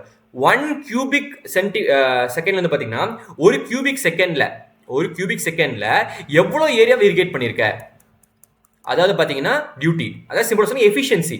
இப்போ ஒரு கியூபிக் செகண்ட்ல ஒரு 10 ஹெக்டர், இதெல்லாம் ஒரு எக்ஸாம்பிளுக்கு, 10 ஹெக்டர்லாம் ரொம்ப முடியாது, 10 ஹெக்டர் சரிங்களா, நீ ஏரியா வந்து இரிகேட் பண்ணிட்ட அப்படின்னா நல்ல எஃபிஷியன்சியா இருக்கு. சரிங்களா? இதுவே ஒரு கியூபிக் செகண்டுக்கு நீ வந்து ஒரு ஹெக்டர் தான் இது பண்ணிருக்க, ஏரியாவை தான் கவர் பண்ணிருக்க, இரிகேட் பண்ணிருக்கா, அப்ப என்னது? அப்போ எஃபிஷியன்சி இது அதிகமா இருக்கு, அப்போ டியூட்டி அதிகமா இருந்தா எஃபிஷியன்சி அதிகமா இருக்குன்னு அர்த்தம். அப்ப இதுக்கு டியூட்டி அதிகமா இருக்குன்னு அர்த்தம். புரியுதா நான் சொல்றது? குழம்புதா? ஸோ சிம்பிளா சொல்றேன், டியூட்டினா எஃபிஷியன்சிங்க. ஒரு கியூபிக் செகண்டுக்கு எவ்வளவு ஏரியா நீ இரிகேட் பண்ணிருக்க, அதுதான் வந்து டியூட்டி. சரிங்களா? அப்ப டியூட்டிங்க சிம்பிளா என்ன சொன்னோம், ஒரு கியூபிக் செகண்டுக்கு எவ்வளவு ஏரியா இரிகேட் பண்ணிருக்க. நிறைய ஏரியா இரிகேட் பண்ணிருக்கீங்கன்னா நல்ல எஃபிஷியன்சின்னு அர்த்தம், கம்மியான ஏரியா இரிகேட் பண்ணிருக்கீங்கன்னா கம்மி எஃபிஷியன்சின்னு அர்த்தம். ஸோ டேரக்டா நம்ம டியூட்டி என்னன்னு சொல்லலாம், எஃபிஷியன்சி ஞாபகம் வச்சுக்கலாம். சரிங்களா? அப்ப டெல்டாங்கிறது என்னன்னு பாத்தீங்கன்னா மொத்தமா எவ்வளவு தண்ணி தேவை அப்படிங்கிறது. இது நம்ம எப்படி சொல்றோம்? டெப்த்ல சொல்றோம். இது என்ன பேசிஸ்ல சொல்றோம், என்ன யூனிட்ல சொல்றோம், எக்ஸ்பிரஸ் பண்ணணும் எவ்வளவு தண்ணி தேவைங்கிறது நம்ம சொல்றது. ஓகே, வாட்டர் ரெக்வயர்ட் பை கிராப்ங்கிறது டெல்டாங்கிறது. ஓகே, அதை நம்ம எப்படி சொல்றோம்னா எவ்வளவு தண்ணி வந்து டெப்த் வைஸ் தேவை அப்படின்ற மாதிரி நம்ம டெப்த்ங்கிறது ஒரு யூனிட் மாதிரி நம்ம யூஸ் பண்றோம்னு வச்சுக்கோங்களேன். உதாரணத்துக்கு இப்ப ரைஸ் வச்சுக்கோங்க. ரைஸுக்கு வந்து பாத்தீங்கன்னா 150 சென்டிமீட்டர் வந்து பாத்தீங்கன்னா இப்ப ரைஸ் கிராப் இதான் ஒரு லேண்ட் இருங்க, நான் ஒரு ஓகே இதான் வந்து பாத்தீங்கன்னா ஒரு லேண்டுன்னு வச்சுக்கோங்க, இதான் ஒரு லேண்டு. சரிங்களா? இது இந்த கிராப்ல வந்து பாத்தீங்கன்னா இந்த இடத்துல ரைஸ் வந்து பாத்தீங்கன்னா இவ்வளவு டெப்த்துக்கு, அதாவது 150 சென்டிமீட்டருக்கு வந்து பாத்தீங்கன்னா அதுக்கு தண்ணி தேவை அப்படின்னு நம்ம வந்து சொல்றோம். சரிங்களா? அந்த டெப்த்ல நம்ம மெஷர் பண்றோம் அதோடைய மொத்த வளர்ச்சிக்குன்னு சொல்லிட்டு. அப்போ 150 சென்டிமீட்டர் தண்ணி தேவைன்னா அப்ப தண்ணி பூரா கீழே இறங்கிட்டு இருக்கும். ரைட்டா? அப்ப ஏரியா கவரேஜ் ஜாஸ்தியா இருக்குமா? இருக்காது. ஏன்னா உங்களுக்கு என்னன்னா மொத்த 150 சென்டிமீட்டர் தண்ணியுமே இப்ப நீங்க இப்போ 150 சென்டிமீட்டர் ரைஸுக்கு தண்ணி தேவை. சரிங்களா? 150 சென்டிமீட்டர் தண்ணி தேவை இருக்கு. அப்போ இதுவே உங்களுக்கு வந்து கம்மியான டெப்த்னு வச்சுக்கோங்களேன். கம்மியான டெப்த்னா இதுவே இன்னொரு கிராப் எடுத்துக்கலாம், ஏதோ ஒரு கிராப். சரிங்களா? அதுக்கு வெறும் வந்து 10 சென்டிமீட்டர் டெப்த் இருந்தா போதும். 10 சென்டிமீட்டர் டெப்த் இருக்கு. சரிங்களா? இப்போ நீங்க தண்ணி வந்து பாஸ் பண்றீங்க, அந்த தண்ணி வந்து பாத்தீங்கன்னா உங்களுக்கு ஒரு 200 சென்டிமீட்டர் வந்து பாத்தீங்கன்னா டெப்த்தை கவர் பண்ற அளவுக்கு அந்த தண்ணி வந்து கெப்பாசிட்டி இருக்குன்னு வச்சுக்கோங்க. அந்த தண்ணிக்கு நீங்க கொடுக்குற இரிகேஷனுக்கு. இப்போ இதுக்கு 150 சென்டிமீட்டர் தான் பாத்தீங்கன்னா ரைஸுக்கு தேவை. அப்போ இதை ஃபுல்லா ஃபில் பண்ணிட்டு அடுத்து இதுல ஒரு காவாசி ஃபில் பண்ணா இவ்வளவு மட்டும் தான் கவர் ஆகும் ஏரியா. ரைட்டா? ஏன்னா இதோட ரெக்குயர்மெண்ட் என்ன? 150 சென்டிமீட்டர். புரியுதுங்களா? அப்படியே ஃபாலோ பண்ணுங்க. அதாவது டெல்டாங்கிறது பாத்தீங்கன்னா வாட்டர் எவ்வளவு தேவை அப்படிங்கறதா டெல்டா. சரிங்களா? ஒரு கிராப்புக்கு அதை நம்ம எப்படி மெஷர் பண்றோம்னா டெப்த் வைஸ்ல. ஒரு கிராப்புக்கு ரைஸுக்கு வந்து பாத்தீங்கன்னா 150 சென்டிமீட்டர் டெப்த் வேணும். 150 சென்டிமீட்டர் இந்த டெப்த்ல 150 சென்டிமீட்டர் தண்ணி அதுக்கு தேவை அப்படின்றது. இப்போ 150 சென்டிமீட்டர் வந்து இப்போ 200 சென்டிமீட்டர் தண்ணி கொடுக்குறோம். சரிங்களா? அப்போ இந்த ஒரு கிராப்பை ஃபில் பண்ணிட்டு சரிங்களா அடுத்ததுக்கு ஒரு கால்வாசி ஃபில் பண்ணிருக்குமா, அப்ப ஏரியா கவரேஜ் இவ்வளவு ஏரியா கவர் ஆயிருக்கும். இதுவே ஒரு 10 சென்டிமீட்டர் தான் ஒரு கிராப்புக்கு டெப்த் தேவை. சரிங்களா? டெப்த்ங்கிறது 10 சென்டிமீட்டர் போகுது அதுக்கு. அப்படின்றப்ப அந்த 200 சென்டிமீட்டருங்கிறது எவ்வளவு ஏரியா கவர் பண்ணியிருக்கோம்? இதே மாதிரி கிட்டத்தட்ட 20 கிட்ட இவ்வளவு ஏரியா கவர் பண்ணியிருக்கோம். புரியுதுங்களா? சிம்பிளா இவ்வளோலாம் தெரிஞ்சுக்கணுமா சார் அப்படின்னா, நீங்க என்ன தெரிஞ்சுக்கணும்னா யூஸ்வலா இல்லை கான்செப்டுக்கு ஒரு கிளாரிட்டிக்காக சொல்றேன். டெல்டாங்கிறது வந்து பார்த்தீங்கன்னா வாட்டர் ரெக்வயர்ட் பை கிராப். டியூட்டிங்கிறது எஃபிஷியன்சி, அதாவது ஒரு கியூபிக் செகண்ட் டிஸ்சார்ஜ்ல எவ்வளோ ஏரியா இரிகேட் பண்றீங்க, அதுதான் டியூட்டி. பேஸ் பீரியட்ங்கிறது வந்து பார்த்தீங்கன்னா அதாவது ஸ்டார்டிங், அதாவது எத்தனை நாளைக்கு தண்ணி ஊத்துறீங்க, periods and days for which irrigation is supplied, எத்தனை நாளைக்கு தண்ணி ஊத்துறீங்க, அதான் பேஸ் பீரியட். இப்போ இந்த டெல்டா வந்து பார்த்தீங்கன்னா இது எதுக்கு நான் உங்களுக்கு எக்ஸ்பிளேஷன்லாம் கொடுத்து அப்படின்னு பார்த்தீங்கன்னா, டெல்டாவும் டியூட்டியும் இன்வெர்ஸ்லி ப்ரொபோஷனல். இப்போ டெல்டாங்க டெப்த் ஜாஸ்தியா இருந்தா எவ்வளவு ஏரியா தான் கவர் பண்ணுச்சு, ரைஸுக்கு கொஞ்சம் ஏரியா தான் கவர் பண்ணுச்சு. அப்போ டெல்டாங்கிறது டெப்த் ஜாஸ்தியா இருந்துச்சுன்னா கொஞ்சம் ஏரியா கவர் பண்ண முடியும், கொஞ்சம் ஏரியா கவர் பண்ண முடிஞ்சா எஃபிஷியன்சி கம்மியா இருக்கு, எஃபிஷியன்சி கம்மியா இருந்தா டியூட்டி கம்மியா இருக்கும்.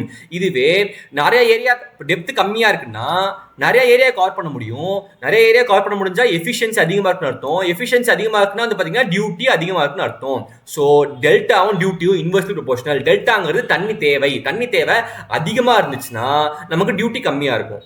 இப்போ டியூட்டி கம்மியா இருக்குன்னா டெல்டா அதிகமா இருக்கும். சரிங்களா? சிம்பிளுங்க. தண்ணி தேவை, இது வந்து அந்த எஃபிஷியன்சி. தண்ணி தேவை கம்மியா இருந்துச்சுன்னா நல்லா எஃபிஷியன்டா நம்ம யூஸ் பண்ண முடியும். தண்ணி தேவை வந்து அதிகமா இருந்துச்சு வச்சுக்கோங்களேன், ஏரியா கவரேஜ் கம்மியா இருக்கும். ஏரியா கவரேஜ் கம்மியா இருக்குன்னா எஃபிஷியன்சி கம்மியா இருக்கும். அவ்வளவுதான். புரிஞ்சுங்களா? அடுத்து rancidity in sunflower oil is due to oxidation. Rancidity என்ன, சிக்கு வாசம் சொல்லுவாங்கல்ல நீங்க, சில இப்போ நம்ம வந்து அந்த எண்ணெயில சிக்கு வாசம் அடிக்குது அப்படின்னு சொல்லுவாங்க, அதான் ரான்சிடிட்டின்னு சொல்லுவோம். அது ஆக்சிடேஷன் ப்ராசஸ்னால இந்த ரான்சிடிட்டி வருது. ஓகேங்களா? அடுத்து பிளாக் கிராமோட வெரைட்டிஸ் வந்து பார்த்தீங்கன்னா T9, பேண்டர், U19 ஞாபகம் வச்சுக்கோங்க. அடுத்து famous variety of moth bean, அது எல்லா வெரைட்டியும் ஞாபகம் வச்சுக்கணும். பட் ஆனால் இந்த வெரைட்டிஸ்லாம் வந்து பார்த்தீங்கன்னா நிறைய வெரைட்டிஸ் படிக்கிறப்ப நமக்கு ரொம்ப கன்ஃபியூஸ் ஆகும். ஸோ சில வெரைட்டிஸ் மட்டும் நம்ம ஞாபகம் வச்சுக்கலாம். அப்போ அந்த மாதிரி பார்க்குறப்ப பிளாக் கிராமில் இந்த வெரைட்டிஸ் ஞாபகம் வச்சுக்கோங்க. மாத் பீனில் RMO 40, RMO 257 ஞாபகம் வச்சுக்கோங்க. Elite varieties of moong bean வந்து பார்த்தீங்கன்னா பியூசா, பைசக்தி, SML 668 இதெல்லாம் ஞாபகம் வச்சுக்கோங்க. ஓகேவா? அடுத்து point and solution in 500 liters of water is. இப்போ ஒரு 500 liters ஆஃப் வாட்டரில் அதை பாயிண்ட் அண்ட் சொல்யூஷனுக்கு மேக் பண்ண என்ன பண்ணுவோம், நம்ம தண்ணி இருக்கு 500 லிட்டர் இருக்கு. சரிங்களா? அதை 0.1 சொல்யூஷனாக மேக் பண்ணணும்னா இதில் 0.1 சொல்யூஷன் எவ்வளவு, 0.1 எவ்வளவு, இல்லை 0.1% 500 லிட்டர்ஸ்ல 10%னா 50 லிட்டரு, 1%னா 5 லிட்டரு, 0.1%னா 500 ml, அதாவது 0.5 லிட்டரு, 0.5 லிட்டர்னா 500 ml. அப்போ 500 ml தான் வந்து பார்த்தீங்கன்னா, ஸோ 0.1% 0.5 ml, ரைட்டா? இப்போ 0.5 ml வந்து பார்த்தீங்கன்னா உங்களுக்கு சொல்யூஷன், அதில் ஒரு டானிக்கோ ஒரு மெடிசனோ வேற ஏதாவது ஒரு காம்பவுண்ட் அதில் போடும்போது 0.1 சொல்யூஷனாக மாறிடுது. சிம்பிள். ஓகேங்களா? ஸோ 500 லிட்டர்ஸ் தண்ணியில் 0.1 சொல்யூஷன் மேக் பண்ணுறதுக்கு நமக்கு வந்து எவ்வளோ, நமக்கு வந்து மெடிசனோ இல்லை ஏதோ ஒன்று, சரிங்களா, ஏதோ இப்போ ஒரு பெஸ்டிசைடோ இல்லை வந்து ஒரு ஃபெர்டிலைசரோ ஏதோ ஒன்று மிக்ஸ் பண்ணுறதுக்கு வந்து பார்த்தீங்கன்னா அது 0.1 சொல்யூஷனாக மாற்றுறதுக்கு நம்ம எவ்வளோ அந்த டானிக்கோ கெமிக்கல் எவ்வளோ ஆட் பண்ணணும் பார்த்தீங்கன்னா 500 ml ஆட் பண்ணால் போதும். அது 0.1 சொல்யூஷனை ஆஃப் 500 லிட்டர்ஸாக மாறிடும். ஓகேங்களா? சிம்பிளாக நீங்கள் ஆச்சுன்னா 500 லிட்டர்ஸில் 0.1 சொல்யூஷன் கால்குலேட் பண்ணுங்க, அது அப்படியே வந்து ஆன்சர் அவ்வளோதான். 500 லிட்டர்ஸ்க்கு 0.1 சொல்யூஷன் எவ்வளவு, 0.1% எவ்வளவு, 500 ml. ஓகேங்களா? புரியுதா? அடுத்து bioclimatic law was proposed by Hopkins. Bioclimatic லானா ஒன்றும் இல்லைங்க, அதாவது வந்து பார்த்தீங்கன்னா இப்போ ஆல்டிடியூட் அதிகமாச்சுன்னு வச்சுக்கோங்களேன், ஆல்டிடியூட் அதிகமாச்சு அங்கே மேலே போக போக போக போக என்ன ஆகும்னா அந்த ஃப்ளாரிங் நேச்சர் வந்து டிலே ஆகும்னு சொல்கிறாரு. ஃப்ளாரிங் நேச்சர் வந்து பார்த்தீங்கன்னா ஒரு 4 days டிலே ஆகும் அப்படின்னு ஒரு கான்செப்ட் வந்து பார்த்தீங்கன்னா இது ஹாப்கின்ஸ் சொல்லியிருப்பாரு. இதுதான் பயோகிளைமேட்டிக் லா. ஓகேங்களா? அடுத்து இதெல்லாம் வந்து ரொம்ப டீட்டெயிலாக பார்க்கணும். பயோகிளைமேட்டிக் லா வந்து சொன்னது ஹாப்கின்ஸ், அவ்வளோதான். ஞாபகம் வச்சுக்கோங்க. Chemical safeners are also known as herbicide antidote. Chemical சேஃப்னஸ்னா இப்போ உதாரணத்துக்கு நம்ம வந்து ஒரு ஹெர்பிசைட் ஸ்ப்ரே பண்ணுறோம். சரிங்களா? ஹெர்பிசைட் நம்ம ஸ்ப்ரே பண்ணிட்டு இருக்கோம். சரி, நம்ம அப்படின்றப்ப அது ஒரு பூச்சி, அது வந்து பார்த்தீங்கன்னா ஒரு கலை கொல்லி, அது வந்து ஒரு கொல்லக்கூடிய ஒரு டாக்ஸின். அந்த டாக்ஸின் நம்மளோட கிராப்பையுமே கொல்லும்ல. அது நம்ம இப்போ வந்து ஒரு சன்ஃப்ளவர் ஃபீல்டில் நீங்கள் வந்து ஸ்ப்ரே பண்ணுறீங்க, அப்போ அந்த சன்ஃப்ளவரையுமே அது கொல்லும்ல, வீடு மட்டும் கொள்ளாது, சன்ஃப்ளவரையுமே அந்த ஹெர்பிசைட் கொல்லும்ல. அப்படி கொல்லாமல் இருக்கிறதுக்காக நம்ம யூஸ் பண்ணுறது கெமிக்கல் சேஃப்னர் அப்படிமோ. அதே எப்படி சார் யூஸ் பண்ணுறேன், இப்போ சன்ஃப்ளவர் வந்து பார்த்தீங்கன்னா சோப் பண்ணும்போது அந்த சீட்ஸ்ல வந்து பார்த்தீங்கன்னா நம்ம அந்த கெமிக்கல் சேஃப்னஸ் போட்டோம்னா சன்ஃப்ளவர் சீட் வந்து பார்த்தீங்கன்னா அந்த கெமிக்கல் அந்த ஹெர்பிசைட் எகெயின்ஸ்ட் ரெசிஸ்டண்டா இருக்கும். அந்த ஹெர்பிசைட் வந்து பட்டாலுமே சன்ஃப்ளவருக்கு ஒன்றும் ஆகாது. ஓகேங்களா? ஸோ அதாவது பார்த்தீங்கன்னா கெமிக்கல் சேஃப்னஸ் சொல்லுவோம். மைஸுக்கு யூஸ் பண்ணுற கெமிக்கல் சேஃப்னர் பார்த்தீங்கன்னா நாப்தலின் ஆனைட்ரேட். ஓகேங்களா? ஞாபகம் வச்சுக்கோங்க. இது வந்து பார்த்தீங்கன்னா ஹெர்பிசைட் ஆன்டிடோட்னு சொல்லுவாங்க. ஆன்டிடோட்னா என்னது, ஹெர்பிசைடுக்கு எகெயின்ஸ்டா, அது வந்து அது மேலே ஹெர்பிசைட் ஸ்ப்ரே பண்ணாலும் ஒன்றும் ஆகாமல் அதுக்கு எகெயின்ஸ்டா இருக்கும். சரிங்களா? crop which has highest potassium intake பார்த்தீங்கன்னா பொட்டேட்டோ. ஞாபகம் வச்சுக்கோங்க. Low pressure area near the equator is called doldrum or ITCZ. அதான் சொன்னேன் இல்லைங்க, அதாவது ஈக்குவேட்டர் கீழே ஏன் லோ ப்ரெஷர் இருக்குன்னு சொன்னேன். ஈக்குவேட்டர் கீழே வந்து பார்த்தீங்கன்னா இதான் பூமினா, ஈக்குவேட்டர் கீழே சன்லைட் வந்து பட்டுட்டே இருக்கும். சன்லைட் பட்டுட்டே இருக்குன்னா அங்கே சாயில் வந்து ஆவி மேலே போயிட்டே இருக்கும். ஆவி மேலே போயிட்டே இருக்குன்னா அங்கே சிங்கிங் ஆஃப் கேஸஸ் நடக்கலன்னா ப்ரெஷர் கம்மியாக இருக்கும். அதான் லோ ப்ரெஷர் ரீஜன் சொல்லுவோம். லோ ப்ரெஷர் ரீஜன் வந்து பார்த்தீங்கன்னா என்னன்னு சொல்லுவாங்கன்னா ஈக்குவேட்டர் கிட்ட டோல்ட்ரம் சொல்லுவாங்க, ஐடிசெட்னு சொல்லுவாங்க. இது வந்து இன்டர் டிராபிக்கல் கன்வர்ஜன்ஸ் வந்து சொல்லுவாங்க. இது ரொம்ப குழம்பிக்க வேணாம், அது மேலே இருந்து வர ட்ரேட் வின்ஸ் இங்கே வந்து கன்வர்ஜ் ஆகும். சரிங்களா? அதெல்லாம் வேணாம் நமக்கு. ஸோ ஐடிசெட் அதாவது inter tropic convergence zone, ITCZ. அடுத்து triacontanol is a growth stimulant obtains from lucerne. லூசென்டல் லீவ்ஸ் வந்து நம்ம அப்டேட் பண்ண ஒரு கெமிக்கல் தான் வந்து பார்த்தீங்கன்னா ட்ரைகான்டனால். ட்ரைகான்டனால் வந்து பார்த்தீங்கன்னா ஆக்சுவலி இட்ஸ் ஸ்டிமுலண்ட். அது வந்து ஒரு ஃபோட்டோசிந்தசிஸை ப்ரொமோட் பண்ணக்கூடிய ஒரு கெமிக்கல்னு வச்சுக்கோங்களேன். அந்த கெமிக்கல் நம்ம ஸ்ப்ரே பண்ணோம்னா ஃபோட்டோசிந்தசிஸ் நல்லா எஃபிஷியண்டாக வளரும். இந்த லூசன்லேருந்து லீவ்ஸ்லேருந்து வரது தான் இந்த ட்ரைகான்டனால். சரிங்களா? லூசன் வந்து பார்த்தீங்கன்னா ஆக்சுவலாக குயின் ஆஃப் ஃபாடர்னு சொல்லுவோம். இது ஞாபகம் வச்சுக்கோங்க, queen of fodder crops. Queen of fodder crops வந்து பார்த்தீங்கன்னா லூசன். குயின்ட்டே தான் என்ன இருக்கும் எப்பவுமே ஃபோட்டோசிந்தசிஸ்க்கான டானிக் இருக்குன்னு ஞாபகம் வச்சுக்கோங்க. குயின் ஆஃப் ஃபாடர் யாரு? குயின் ஆஃப் ஃபாடர் வந்து பார்த்தீங்கன்னா லூசன். லூசன் இல்லை ஆல்ஃபா ஆல்ஃபான்னு சொல்லுவாங்க. ஓகேங்களா? லூசன் ஆல்ஃபா ஆல்ஃபான்னு சொல்லுவாங்க.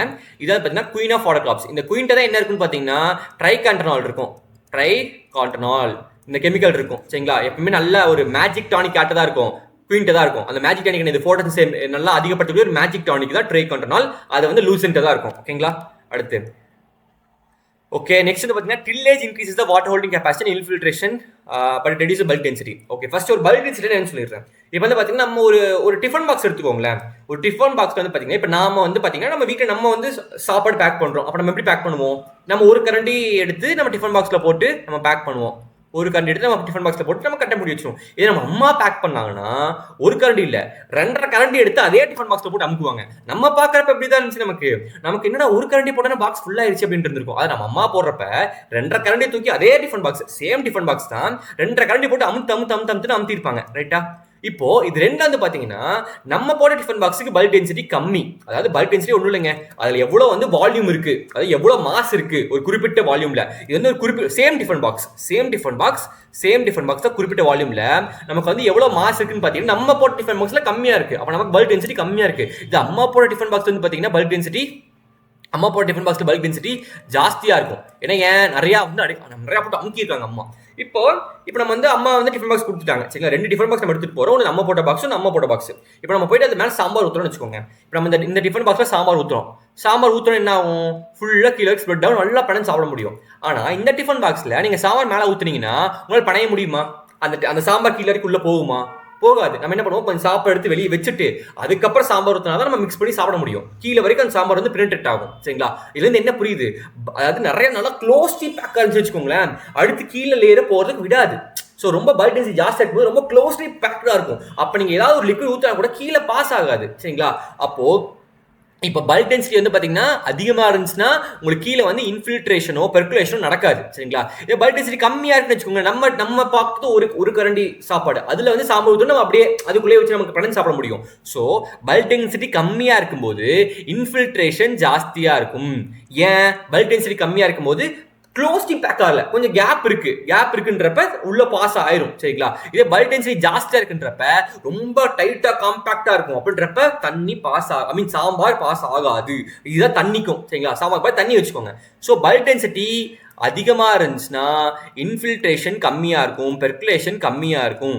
இதுவே பல்க் டென்சிட்டி கம்மியா இருந்துச்சுன்னா இன்ஃபில்ட்ரேஷன் ஜாஸ்தியா இருக்கும், பெர்குலேஷன் ஜாஸ்தியா இருக்கும். அண்ட் ஏரேஷனுமே எப்படி இருக்கும்? அப்போ பல்க் டென்சிட்டி ஜாஸ்தியா இருக்கும்போது பல்க் டென்சிட்டி நல்லா அட்டாச் பேக் பண்ணிருக்கோம், ஜாஸ்தி ஏரேஷனுமே கம்மியா இருக்கும். ரூட்ஸுக்கு வந்து பார்த்தீங்கன்னா ஏரேட் பண்றதுக்கு பத்தாது. நான் ஃபீல்டுக்கு வந்துட்டேன் இப்போ. சரிங்களா? அடுத்து பல்க் டென்சிட்டி வந்து பார்த்தீங்கன்னா கம்மியா இருக்கும்போது இன்ஃபில்ட்ரேஷன் ஜாஸ்தியா இருக்கும், பெர்குலேஷன் ஜாஸ்தியா இருக்கும், அண்ட் ஏரேஷனுமே ஜாஸ்தியா இருக்கும் பல்க் டென்சிட்டி கம்மியா இருக்கும்போது. ஓகேங்களா? ஸோ டில்லேஜ் வந்து பார்த்தீங்கன்னா நமக்கு இப்போ டில்லேஜ் பண்றப்ப என்ன நமக்கு அந்த காம்பாக்டா பேக் ஆயிருக்க சாயில நம்ம வந்து எடுத்துடுறோம். என்ன ஆகுதுன்னா அது கொஞ்சம் அப்படியே லூஸ் ஆகுதுன்றப்ப அந்த காம்பாக்ட்னஸ் கம்மியாகி நமக்கு பல்க் டென்சிட்டி கம்மியாகுது. டில்லேஜ் பண்றப்ப என்ன ஆகுது? நமக்கு பல்க் டென்சிட்டி கம்மியாகுது. சரிங்களா? பல்க் டென்சிட்டி கம்மியாக நமக்கு என்ன ஆட்டோமேட்டிக்கா வாட்டர் ஹோல்டிங் கெப்பாசிட்டி அதிகமாகும், இன்ஃபில்ட்ரேஷன் அதிகமாகும். ஓகேங்களா? இப்போ இந்த டில்லேஜ் பண்றதுனால பல்க் டென்சிட்டி வந்து பார்த்தீங்கன்னா கம்மியாகுது. ஓகே, ஆனா பல்க் டென்சிட்டி வந்து பாத்தீங்கன்னா கம்மியானா இன்ஃபில்ட்ரேஷன் நல்லா இருக்கும், வாட்டர் ஹோல்டிங் கெப்பாசிட்டி நல்லா இருக்குங்கிறதுலாம் ஓகே தான். ஆனா பல்க் டென்சிட்டி இந்த டில்லேஜ்னால எப்பவுமே கம்மியா இருக்குமான்னு கேட்டீங்கன்னா அங்கதான் ஒரு சின்ன சிக்கல். டில்லேஜ் பண்றப்ப என்ன ஆகும்னா நம்ம, சரிங்களா, இது வந்து உங்களுக்கு சிலர் கன்ஃபியூஷன்ஸ் வரும், நிறையா தெரிஞ்சிருக்கவங்களுக்கு வச்சுக்கோங்களேன், அதுக்காகவே சொல்கிறேன். இப்போ நீங்கள் டில்லேஜ் பண்ணுறப்ப என்ன ஆகும்னா நம்ம வந்து மொத்தமாக டில்லேஜ் பண்ணல, நம்ம டில்லேஜ் பண்ணுறது எதுக்கு தான் பண்ணுறோம்? டாப்பில் இருக்கக்கூடிய ஒரு 5 சென்டிமீட்டர் 10 சென்டிமீட்டர் சாயில் தான் நம்ம டில்லேஜ் பண்ணுறோம். ரைட்டா? இதான் லேண்டுன்னு வச்சுக்கோங்களேன், இதான் லேண்டு இல்லை, இது லேண்டில் வச்சுக்கலாம். இப்போது ஒரு 10 சென்டிமீட்டர் மேக்ஸ் டு மேக்ஸில் 15 சென்டிமீட்டர் இதுக்கு முதல்ல நம்ம டில்லேஜ் பண்ணுறோம். மேக்ஸிமம் 5 சென்டிமீட்டர் தான் பண்ணுறோம்னு வச்சுக்கோங்க யூஸ்வலாக. ஸோ இந்த சாயிலுக்கு முதல்ல நம்ம டில்லேஜ் பண்ணுறோம். அப்போ இது கீழே இருக்க சாயில் என்ன ஆகுதுன்னா அந்த மிஷினை வந்து நம்ம என்ன பண்ணுறோம், அந்த டிராக்டர் எடுத்து ட்ராக் இதுதான் டிராக்டர் நம்புங்க சரிங்களா. இதான் டிராக்டர் எடுத்து நம்ம அப்படியே இந்த இதில் ப்ளோ பண்ணிட்டே வரும். அப்போ இந்த டிராக்டோட வெயிட்டுக்கு இந்த 10 சென்டிமீட்டர் கீழே இருக்கு பார்த்தீங்களா, இந்த மண்ணெல்லாம் காம்பாக்ட் ஆயிரும். இப்போ அந்த வெயிட் வந்து என்ன ஆகுது, அந்த லேண்ட்ல தான் இருக்கு. அந்த லேண்ட் மேல வெயிட் வச்சா என்ன ஆகும், அந்த லேண்ட் அப்படியே கம்ப்ரஸ் ஆகுமா. நம்ம என்ன பண்றோம், மேல இருக்க சாயல்லாம் கலரி விட்டோம், ஆனா கீழே இருக்க சாயல் என்ன ஆகும், காம்பாக்டா இருக்கும். அப்போ டில்லேஜ் பண்றப்ப வாட்டர் ஹோல்டிங் கெப்பாசிட்டி அதிகமாகுது, இன்ஃபில்ட்ரேஷன் அதிகமாகுதுலாம் ஓகே. ஆனா இது டெம்பரரி. என்ன ஆகும், நம்ம திரும்ப திரும்ப டில்லேஜ் பண்ண அந்த வெயிட் வந்து மேல பிரஸ் பண்ண என்ன ஆகும், கீழே இருக்க சாயில என்ன ஆகும், ஒரு ஹார்ட் பேன் கிரியேட் ஆயிரும். சரிங்களா. சரி, இப்போ டில்லேஜ் நல்லதுன்றீங்களா கெட்டதுன்றீங்களா? டில்லேஜ் டெம்பரரியா நல்லது, லாங் ரன்னுக்கு பார்க்குறப்ப கெட்டது. புரியுதுங்களா. டில்லேஜுங்கிறது டெம்பரரியா, இப்போ நான் கிராப் போடுறேன்ப்பா அப்படின்னா நீங்கள் இப்போதைக்கு ஓகே, இப்போ எதையும் யோசிக்காம நீங்கள் கிராப் போட்டு வளர்த்திட்டு போயிடலாம். ஆனால் நான் நாளைக்கு என் ஃபியூச்சரில் என் ஜென்ரேஷனுக்கு அவன் வரும்போது, என் பேரம்பேத்திலாம் வரும்போது சாயில் நல்லா இருக்குன்னு நினைச்சீங்கன்னா tillage is not good for agriculture. ஓகேங்களா. என்ன உங்களுக்கு ஹார்ட் பேன் கிரியேட் ஆயிருது கீழே. ஹார்ட் ஏன்னா அந்த வெயிட் கம்ப்ரஸ் ஆகி ஒரு 10 சென்டிமீட்டர் நீங்கள் கலரி விட்டுறீங்க, 10 சென்டிமீட்டர் கீழே அந்த வெயிட்னால அது கம்ப்ரஸ் ஆகி ஹார்ட் பேன் கிரியேட் ஆயிருது. புரியுதுங்களா. ஸோ டில்லேஜ் வந்து பார்த்தீங்கன்னா லாங் ரன்னுக்கு பார்க்குறப்ப நமக்கு வந்து ஹார்ட் பேன் கிரியேட் ஆகிறதுனால நாட் குட் ஃபார். அதனால என்ன பண்ணுறப்பலாம் மினிமம் டில்லேஜ் இல்லை ஜீரோ டில்லேஜில் இப்போ மாறிட்டு இருக்கோம். இந்த மினிமம் டில்லேஜ் ஜீரோ டில்லேஜில் இனிஷியலாக பல்க் டென்சிட்டி அதிகமாக இருக்கும் சரிங்களா. ஆனால் நாள் ஆக ஆக ஆக என்ன ஆகும்னா, எர்த்துவாம் இருக்கு பார்த்தீங்கன்னா, நம்மளுடைய உழவனின் நண்பன் எர்த்துவாம், அது அதிகமாக வந்துடும். அப்போ என்ன ஆகுனா, அதை நேச்சுரலாகவே சாயிலுக்குள்ள சும்மா அங்கேயும் நடந்து போர்ஸை கிரியேட் பண்ணி அந்த சாயிலை லூஸ் பண்ணி விட்டுரும்.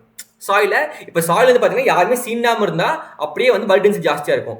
ஸ்டார்டிங்கில் இப்போ ஜீரோ டில்லேஜ் வந்து பார்த்தீங்கன்னா என்ன பண்ணுவோம், நம்ம ஸ்டார்டிங்கில் வந்து பார்த்தீங்கன்னா அந்த லேண்டை ரோலை மட்டும் இது பண்ணுவோம், வேற எங்கேயுமே கை வைக்க மாட்டோம், அப்படியே இருக்கும் ரைட்டா. அப்போ அப்படியே இருக்குன்றப்ப இனிஷியல் ஃபேஸில் வந்து யாருமே இந்த லேண்டை தொடலைன்னா பல்க் டென்சிட்டி ஜாஸ்தியாக தான் இருக்கும், காம்பாக்டாக தான் இருக்கும். ஆனால் அந்த கொஞ்ச நாள் கழிச்சு நம்மளுடைய நண்பன் வந்துடுவான், எர்த்துவாம் வந்துடுவான். வந்து உங்களுக்கு அந்த லேண்டு மொத்தமாக அவன் போகிறான்ல, அந்த போகிற பாதையெல்லாம் உழுதுகிட்டே இருக்கும், டேர்ன் ஆகிட்டே இருக்கும் சாயில். அப்போ நேச்சுரலா பல்க் டென்சிட்டி ஆகும், நேச்சுரலா வந்து உழுவு நடக்கும், அதாவது நேச்சுரலா ப்ளவிங் நடக்கும். நேச்சுரலா ப்ளவிங் நடந்து அப்போ உங்களுக்கு பல்க் டென்சிட்டி கம்மியாகும். இந்த பல்க் டென்சிட்டி வந்து பார்த்தீங்கன்னா உங்களுக்கு ஒரு long lasting one. So bulk density கம்மி பண்ணுறதுக்கு 2 விதமாக கம்மி பண்ணலாம். ஒரு நேச்சுரல் ப்ராசஸ், ஒன்று ஆர்டிஃபிஷியல் ப்ராசஸ். நேச்சுரல் ப்ராசஸ்ன்றது நம்ம அமைதியாக இருந்தோம்னா நல்ல அதாவது மைக்ரோ ஆர்கானிசம்ஸ், எர்த்துவாம் இதெல்லாம் போயிட்டு நமக்கு வந்து பல்க் டென்சிட்டியை கம்மி பண்ணி விடும் சரிங்களா. அதுவே உள்ள நடந்து இதெல்லாம் பண்ணி நம்ம கம்மி பண்ணி விடும். இதுவே நம்ம வந்து ஆர்டிஃபிஷியலாக பண்ணுறது தான் டில்லேஜ் பண்ணுறப்ப பல்க் டென்சிட்டி கம்மி பண்ணுறோம். பல்க் டென்சிட்டி நம்ம கம்மியாக தான் இருக்கும், எப்பவுமே பல்க் டென்சிட்டி கம்மியாக தான் இருக்கும், அது எந்த டவுட்டும் கிடையாது. ஆனால் அந்த பல்க் டென்சிட்டி கம்மி பண்ணுறதுக்கு ஒன்று டில்லேஜ் பண்ணி கம்மி பண்ணலாம், இல்லை வந்து பார்த்தீங்கன்னா இந்த எர்த்துவாம் மைக்ரோ ஆர்கானிசம்ஸ் இந்த ஆர்கானிக் மேட்டரோட என்ரிச்சாக இருக்கிறது அது மூலம் கம்மி பண்ணலாம். இப்போ டில்லேஜ் பண்ணி கம்மி பண்ணுறது it's temporary, T for temporary. ஆனால் எர்த்துவாம் இதெல்லாம் பண்ணுறது இது பெர்மனன்ட் மாதிரி வச்சுக்கோங்களேன். இது வந்து லாங் ரன்னுக்கு பார்க்குறப்ப இது மூலமாக பல்க் டென்சிட்டி கம்மி பண்ணோம்னா நமக்கு லாங் ரன்னுக்கு நல்லா இருக்கும். அதனால நம்ம இப்போ என்ன அடாப்ட் பண்ணிட்டு இருக்கோம், ஜீரோ டில்லேஜ் அண்ட் மினிமம் டில்லேஜ்னா அதனால அடாப்ட் பண்ணிட்டு இருக்கோம். புரியுதுங்களா. ஓகே. அடுத்து wetland plough is smallest among the wooden plough, it is used to puddle soil and efficiency. Okay. First of all வந்து வுடன் ப்ளவ் வந்து பார்த்தீங்கன்னா, அதாவது வுட் யூஸ் பண்ணி ப்ளவ் பண்ணுறலாம் வுடன் ப்ளவ் தான். நம்ம ஆல்ரெடி சொல்லியிருந்தோம், வெட்லேண்டை பொறுத்த வரைக்குமே சின்ன இன்ஸ்ட்ருமெண்ட்ஸ் தான் யூஸ் பண்ணுவோம் ரைட்டுங்களா. சின்ன இன்ஸ்ட்ருமெண்ட்ஸ் தான் யூஸ் பண்ணுவோம். ஸோ அப்போ வுடன் ப்ளவ் பொறுத்த வரைக்கும் உங்களுக்கு 2 ப்ளவ் இருக்கு. ஒரு ட்ரை லேண்டில் பண்ணுறது வுடன் ப்ளவ் தான், வெட்லேண்டில் பண்ணுறது வுடன் ப்ளவ் தான். ட்ரை லேண்ட் என்னது, தண்ணி தேங்காத இடத்துலையும் நம்ம ப்ளவ் பண்ணுவோம், தண்ணி தேங்கின இடத்துல ப்ளவ் பண்ணுவோம். தண்ணி தேங்காத இடத்துல பண்ணுறது ட்ரை லேண்ட் ப்ளவிங், தண்ணி தேங்கின இடத்துல பண்ணுறது வெட்லேண்ட் ப்ளவிங். ஓகேங்களா. அப்போ வுடன் ப்ளவ் வந்து பார்த்தீங்கன்னா யூஷுவலா வுடன் ப்ளவ்ல 2 இருக்கு. இது காமன் டேர்ம், அதை நம்ம வந்து ட்ரை லேண்ட்லயும் பண்றோம் யூஷுவலா, இல்லை வெட்லேண்ட்லயும் பண்றோம். இப்போ வெட்லேண்ட்ல பண்றப்ப நம்ம எப்பவுமே என்ன யூஸ் பண்ணுவோம், ஸ்மால் இன்ஸ்ட்ருமெண்ட்ஸ் தான் யூஸ் பண்ணுவோம். நம்ம கூட பார்த்தோம் பவர் டில்லர் யூஸ் பண்ணணும்னு பார்த்தோமா வெட்லேண்ட்ல. So wetland plough is smallest among the wooden plough. ஓகேங்களா. இது யூஸ் டு படுல் சாயில். படுல்னா ப்ளவிங் தான், அது வந்து வெட்லேண்ட்ல பண்ணால் படுல்னு சொல்லுவோம். Puddle soil and efficiency of 0.1 hectare 8 hours. இது சும்மா ஞாபகம் வச்சுக்கோங்க. ஓகேவா. அடுத்து blade harrow is known as bakhar used for weed control before sowing. Blade harrow வந்து பார்த்தீங்கன்னா என்ன சொல்லுவாங்கன்னா பக்கர்னு சொல்லுவாங்க. பிஃபோர் சோயிங் பிபி ஞாபகம் வச்சுக்கோங்க. பிஃபோர் சோயிங் என்ன பண்ணுவாங்க, பிளேட் ஹேரோ யூஸ் பண்ணுவாங்க, பக்கர். ஓகேங்களா. அடுத்து sprinkler system of irrigation provides protection from cold by the release of latent heat of fusion. Okay. Latent heat of fusion first என்னன்னு வந்து ஒரு ஜெனரலைஸாக சொல்கிறேன். இப்போ நீங்கள் வந்து பார்த்தீங்கன்னா ஒரு தண்ணி எடுத்துகிட்டு போய் நம்ம ஃப்ரிட்ஜில் வைக்கிறோம். ஃப்ரிட்ஜில் வைக்கிறப்ப அந்த தண்ணி என்ன ஆகுதுன்னா உங்களுக்கு ஐஸ் கட்டியாக மாறுதா, என்ன ஆகுது, அது கோல்ட் ஆகுது, அந்த தண்ணி கோல்ட் ஆகுது. அப்போ தண்ணி கோல்ட் ஆகுதுன்னா தன்னிட்டு இருக்க ஹீட் எல்லாத்தையும் வெளியிடுதுன்னு அர்த்தம். இப்போ ஒரு வாட்டர் இருக்கு, அந்த வாட்டர் வந்து இறுகி கோல்ட் ஆகுதுன்னா ஐஸா மாறுதுன்னா அப்போ அந்த வாட்டர்கிட்ட ஜென்ரலாக கொஞ்சம் ஹீட் இருக்குமா, அந்த ஹீட் எல்லாத்தையும் வெளியேற்றிட்டு ஃபுல்லாக கோல்டு ஏர்ஸ் மட்டும் உள்ள வாங்கிக்கிட்டு அது ஐஸா மாறிடுது. இப்போ இந்த வெளியேற்றது பார்த்தீங்களா, இதை லேட்டன்ட் ஹீட் ஆஃப் ஃபியூஷன் சொல்லுவோம் நம்ம. புரியுதுங்களா. ஒரு வாட்டர் நம்ம நிறைய பேர் என்ன பார்ப்போம்னா அதெல்லாம் அந்த அளவுக்கு நம்ம நுண்ணியமாக பார்த்துருக்க மாட்டோம். ஒரு வாட்டர் வந்து ஐஸா மாறுதுன்னா இதுக்குள்ள இவ்வளோ இருக்கா நம்ம யோசிப்போம். அந்த வாட்டர் ஐஸா மாறும்போது அந்த வாட்டர் தன்னிட்ட இருக்க ஹீட்ல வெளியிட்டுரும். நான் ஐஸா மாற போறேன், ஸோ எங்கிட்ட இருக்க எல்லா ஹீட்டையும் நான் வெளியிட்டுறேன்னு சொல்லிட்டு எல்லா ஹீட்டையும் வெளியிடுற அந்த ஹீட் தான் லேட்டன் ஹீட் ஆஃப் ஃபியூஷன். சரிங்களா? அந்த லேட்டன் ஹீட் ஆஃப் ஃபியூஷன் வந்து பாத்தீங்கன்னா நமக்கு ஸ்பிரிங்க்லர் யூஸ் ஆகுது. அதாவது நமக்கு கோல்டு டைம்ல யூஸ் ஆகுது. எப்படின்னா இப்போ ஒரு கோல்டு டைம் இருக்கு, சரிங்களா? ஒரு கோல்டு டைம் இருக்கு, நம்ம வந்து ஸ்ப்ரிங்கிள் பண்ணிட்டே இருக்கோம். ஸ்ப்ரிங்கிள் பண்ணிட்டே இருக்கும்போது அப்ப என்ன ஆகும்னா அந்த தண்ணி வந்து கோல்ட்ல எக்ஸ்போஸ் ஆகிறப்ப அது ஐஸா மாறதுக்கு ட்ரை பண்ணும்போது அது தன்கிட்ட இருக்க ஹீட்டை லாஸ் பண்ணுமா? அந்த தண்ணி வாட்டர் என்ன ஆகும், தங்கிட்டு இருக்க ஹீட்டை லாஸ் பண்ண ட்ரை பண்றப்ப அந்த ஹீட் வந்து பாத்தீங்கன்னா பிளான்ட்டுக்கு யூஸ்ஃபுல்லா இருக்கும். நான் சொல்றது புரியுதா? இப்போ இது வந்து ஒரு ஸ்ப்ரிங்க்லர்னு வச்சுக்கோங்க. இப்போ தண்ணி வந்து தூவிட்டே இருக்கும்போது இது வந்து ஒரு கோல்டு சீசன்ல தண்ணி தூவிட்டே இருக்கும்போது அந்த தண்ணி என்ன ஆகும்னா தங்கிட்டு இருக்க ஹீட்டை தங்கிட்டு இருக்க ஹீட்டை வெளியிட்டு ஐஸா மாறதுக்கு அந்த ப்ராசஸ்க்குள்ள போக ஆரம்பிக்கும். அப்ப ஐஸா மாறதுக்கு அது போக ஆரம்பிச்சுன்னா தங்கிட்டு இருக்க ஹீட்டை லூஸ் பண்ணி ஆகணும். தங்கிட்டு இருக்க ஹீட்டை லூஸ் பண்ணும்போது அங்க வந்து ஒரு ஹீட் என்வரான்மெண்ட் கிரியேட் ஆகும். அந்த ஹீட்டை யார் யூஸ் பண்ணிப்பா? நம்மளுடைய பிளான்ஸ் யூஸ் பண்ணிக்கும். ஸோ அதனால என்ன சொல்லுவாங்க, sprinkler system of irrigation provides protection from cold. ஓகேங்களா? எப்படி? By release of latent heat of fusion. யார் அந்த ஹீட் ரிலீஸ் பண்ண? வாட்டர். ஓகேங்களா? By release of latent heat of fusion. ஓகேங்களா? அடுத்து splitting of a pod or fruit in characteristic manner at maturity known as resin. இது நம்ம சின்ன கிளாஸ்ல பார்த்திருக்கோம். சரிங்களா? ஒரு பாட் ஸ்பிளிட் ஆகுதுன்னா ஸ்பிளிட்டிங் ஆஃப் பாடுக்கு யூஸ் பண்ற டெர்மினாலஜி என்னது? டெஹிசன்ஸ். ஓகேங்களா? டெஹிசன்ஸ்னு சொல்லுவோம். அடுத்து continuous consumption of Lathyrus causes disease. Okay, லாத்தரஸ்ங்கிற ஒரு கிராப்பை, அது லெக்யூமினஸ் கிராப் தான். அது நம்ம அதிகமாக சாப்பிட்டோம்னா நமக்கு என்ன ஆகுதுன்னா லாத்தரிசம்னு ஒரு நோய் வருது. லாத்தரிசம்னா கிட்டத்தட்ட ஒரு பேரலைசிஸ் மாதிரி வச்சுக்கோங்களேன். ஒரு கை கால் வராது, அந்த மாதிரி ஒரு பேரலைசிஸ் தான் வந்து பார்த்தீங்கன்னா லாத்தரிசம். ஸோ லாத்தரஸ் சாப்பிட்டா லாத்தரிசம் வரும். சிம்பிளாக ஞாபகம். அதனால வருதா BOAA, பென்சோ ஆக்சிலின் அசிட்டிக் ஆசிட். சரிங்களா? இந்த காம்பவுண்ட் வந்து பார்த்தீங்கன்னா இந்த லாத்தரஸ்ல இருக்கு. அதனால உங்களுக்கு அதிகமாக சாப்பிட்டீங்கன்னா லாத்தரிசம் வந்துடும். புரிஞ்சுங்களா? Okay. Fertiliser just prefer to grow succeeding crop and green manure soil is phosphatic. என்ன சார் இன்னும் ரொம்ப இதாக இருக்குன்னு பார்த்தீங்கன்னா ரொம்பலாம் குழம்பிக்காதீங்க. இப்போ ஃபெர்டிலைசர் யூஸ்வலாக வந்து ஒரு கிரீன் மன்யூர் கிராப் வளர்த்துறோம். சரிங்களா? கிரீன் மன்யூர் கிராப்னா என்ன? First of all green manure crop வளர்த்துறோம். அது இந்த கிராப்பை வளர்த்திட்டு அதிலே இன்கார்பரேட் பண்ணிடுவோம் சாயிலே. ரைட்டுங்களா? அப்போ நம்ம இன்கார்பரேட் பண்ணுறப்ப என்ன ஆட்டோமேட்டிக்கா கிரீன் மன்யூர் நமக்கு தெரியும் நைட்ரஜன் ஃபிக்சேஷன் நடந்திருக்கும் சிம்பியாசிஸ் மூலமா. ஸோ நம்ம கிரீன் மன்யூரை உழுகும் போது நமக்கு நைட்ரஜன் கண்டென்ட் சாயில அதிகமாயிரும். எப்படி? அந்த கிரீன் மன்யூர் கிராப் வந்து பார்த்தீங்கன்னா டீகம்போஸ் ஆகி ஆட்டோமேட்டிக்கா உங்களுக்கு அதுல வந்து ஆல்ரெடி நைட்ரஜன் ஃபிக்ஸ் ஆயிருக்கும். அந்த நைட்ரஜன் ஃபிக்சேஷன் மூலமா உங்களுக்கு கொஞ்சம் ரோல் பண்ணிட்டேன்.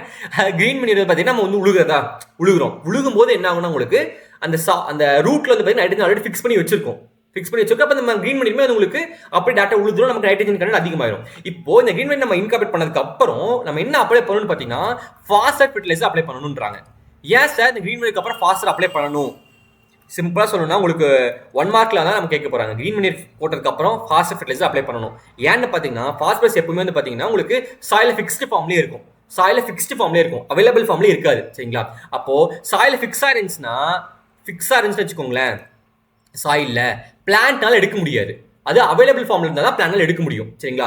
அப்போ இந்த ஃபிக்ஸ்டு ஃபார்ம்ல தான் ஃபாஸ்பரஸ் இருக்கும். இப்போ நம்ம இந்த கிரீன் மன்யூர் வந்து பாத்தீங்கன்னா டீகம்போஸ் ஆகுதுல, டீகம்போஸ் ஆகிறப்ப என்ன ஆகும்னா உங்களுக்கு ஆர்கானிக் ஆசிட்ஸ்ல ரிலீஸ் பண்ணும். இப்போ நான் வந்து கிரீன் மன்யூர் வந்து பார்த்தீங்கன்னா இன்கார்பரேட் பண்ணிட்டோம். கிரீன் மன்யூர் வந்து பார்த்தீங்கன்னா உங்களுக்கு டீகம்போஸ் ஆகிறப்ப என்ன ஆகும்? ஆர்கானிக் ஆசிட்ஸ் ரிலீஸ் பண்ணும்.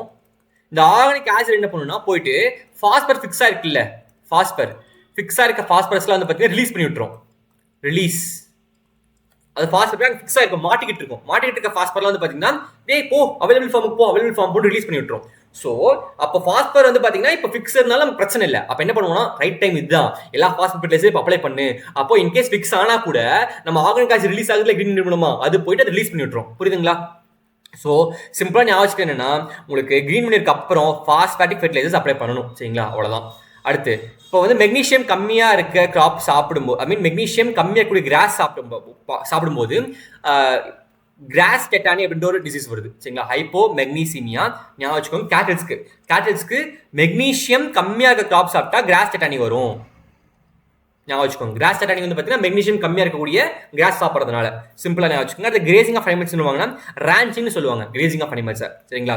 வெதர்ஸ் வந்து பார்த்தீங்கன்னா வெதருங்கிறது பார்த்தீங்கன்னா ஒரு டே டு டே ஃபினாமினன் வச்சுக்கோங்களேன். இப்போ வந்து மழை பெய்யுது, இப்போ வெயில் அடிக்குது, இப்போ வந்து பார்த்தீங்கன்னா ரொம்ப குளிருது, இது வந்து வெதர். ஓகேங்களா?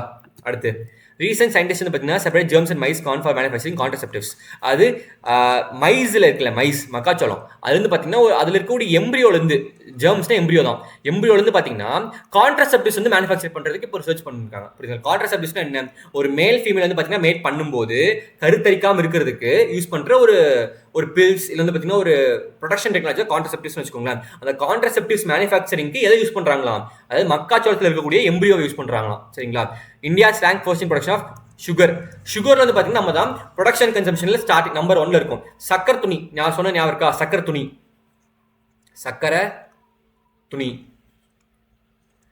வந்து எதுக்கு ஞாபகம் சொன்னேன்? அதாவது இந்தியாவில் அந்த பேர்ட்ஸ் ஆரிஜின் வந்து பார்த்தீங்கன்னா சான்ஸ்கிரிட்ல இருக்குன்னு சொன்னா, இப்போ இந்த சக்கரை துணி திரும்பி ஞாபகம் வச்சுக்கோங்க. சக்கரையில் நம்ம தான் யாரு ஃபர்ஸ்ட். அதே மாதிரி துணி என்னது? காட்டன்ல நம்ம தான் ஹைபிரிட் டெக்னாலஜி யூஸ் பண்றதுல ஃபர்ஸ்ட் ஞாபகம் வச்சுக்கோங்க. ஓகேவா? At the tobacco contributes to maximum excessive revenue. அது நமக்கு அக்ரிகல்ச்சர்ல யார் அதிகமாக சம்பாதிச்சு கொடுக்குறான்னு பார்த்தீங்கன்னா டொபாக்கோ, சிகரெட். அது நமக்கு சம்பாதிச்சு கொடுக்குது. சரிங்களா? மேக்ஸிமம் ரெவன்யூ யார் தான் கொடுக்குறா? டொபாக்கோ. ஆனால் நம்ம உலக அளவில் நம்ம தேர்ட் இருக்கும் டொபாக்கோல. சரிங்களா? டொபாக்கோ பொறுத்த வரைக்கும் நம்ம டொபாக்கோல பார்த்தீங்கன்னா இந்தியா தேர்ட் பொசிஷன்ல இருக்கு. யார் சார் ஃபர்ஸ்ட் பார்த்தீங்கன்னா சைனா, நம்ம பக்கத்து தலைவன் தான் ஃபர்ஸ்ட்ல இருக்கான். சரிங்களா? இப்போ இந்தியா வந்து பார்த்தீங்கன்னா only country to have developed and grown hybrid cotton. Hybrid cotton நம்ம தான் யார் தான் இருக்கும்? நம்ம தான் டாப்ல இருக்கும் கமர்ஷியலா ஹைபிரிட் காட்டன்ல. சரிங்களா? அதை சொன்ன சக்கரை துணி வச்சுக்கோங்க. சக்கரை நம்ம தான் டாப்பு. அது மாதிரி துணி காட்டன்ல ஹைபிரிட் காட்டன்ல நம்ம தான் டாப்பு. ஓகேங்களா? அடுத்து சைனா லார்ஜஸ்ட். கர்நாடகா வந்து பார்த்தீங்கன்னா காஃபி ப்ரொடக்ஷனுக்கு நம்பர் 1. சரிங்களா? லார்ஜஸ்ட் ப்ரொடியூசர் ஆஃப் காஃபி இந்த கண்ட்ரி வந்து பார்த்தீங்கன்னா கர்நாடகா வச்சுக்கோங்க. சிக்மங்களூர் படிச்சிருப்பீங்க. காஃபி போர்ட்லாம் வந்து பார்த்தீங்கன்னா கர்நாடகாவில் தான் இருக்கு. ஸோ ஃபினால் மெக்ரிக் ஆசிட் வந்து பார்த்தீங்கன்னா இது உங்களுக்கு டிரான்ஸ்பிரேஷன் கம்மி பண்ணுது. ஓகேங்களா? டிரான்ஸ்பிரேஷன் கம்மி பண்ணுற கெமிக்கல் தான் PMA வச்சுக்கோங்க. Okay, chemical use in agriculture crops to reduce transpiration. Water loss கம்மி பண்ணுறதுக்காக PMA யூஸ் பண்ணுவோம். ஓகேங்களா? அடுத்து ஜோவர் வந்து பார்த்தீங்கன்னா கேமல் கிராப்னு சொல்லுவாங்க, இல்லை கிங் ஆஃப் கோஸ் கிரெயின்ஸ் சொல்லுவாங்க. ஜோவர் என்னது? சொர்க்கம் என்ன சொல்லுவாங்க? கேமல் கிராப்னு சொல்லுவாங்க, கிங் ஆஃப் கோஸ் கிரெயின்ஸ் சொல்லுவாங்க. அடுத்து இந்தியா வந்து பார்த்தீங்கன்னா செகண்ட் கண்ட்ரி சைனாக்கு அப்புறம் எதுக்குன்னு பார்த்தீங்கன்னா ஹைபிரிட் ரைஸ் டெக்னாலஜி யூஸ் பண்ணுறதுக்கு. ஹைபிரிட் ரைஸ் டெக்னாலஜியை நம்ம செகண்டாக யூஸ் பண்ணுறோம் சைனாக்கு அப்புறம். அடுத்து HT2329 வந்து பார்த்தீங்கன்னா வீட் வெரைட்டி. மொத்தமாக கிரீன் ரெவல்யூஷனில் பெரிய பங்கு வகிச்சது இந்த 2329 தான். HD நம்ம ஆல்ரெடி இந்த முன்னாடி ஒரு கிளாஸ்ல பார்த்தோம். சரிங்களா? HT2329 தான் வீட் வந்து பார்த்தீங்கன்னா கிரீன் ரெவல்யூஷன் அப்போ ரொம்ப பெரும்பான்மையாக எல்லாரும் யூஸ் பண்ண கிராப். அடுத்து பிளான்ட் ரெக்டாங்குலரிட்டிங்கிறது ஒரு ratio. Plant to plant distance divide by row to row distance ratio தான் plant rectangularity. Direction from which wind is coming. அது இப்போ ஒரு மழை இருக்குன்னா விண்ட் இந்த டைரக்ஷன் வருதுன்னா இது விண்ட்வர்ட் சைடு. ஓகேங்களா? இப்போ ஒரு மழை எப்படி இருக்கு, இந்த இடத்துல இருந்து காத்து வருது, இது விண்ட்வர்ட் சைடு, இது விண்ட்வர்ட் சைடு. இந்த பக்கம் என்ன சொல்லுவோம்? Leeward side. சரிங்களா? எங்கிருந்து காத்து வருதோ அது windward side, opposite side leeward சைடுன்னு சொல்லுவோம்.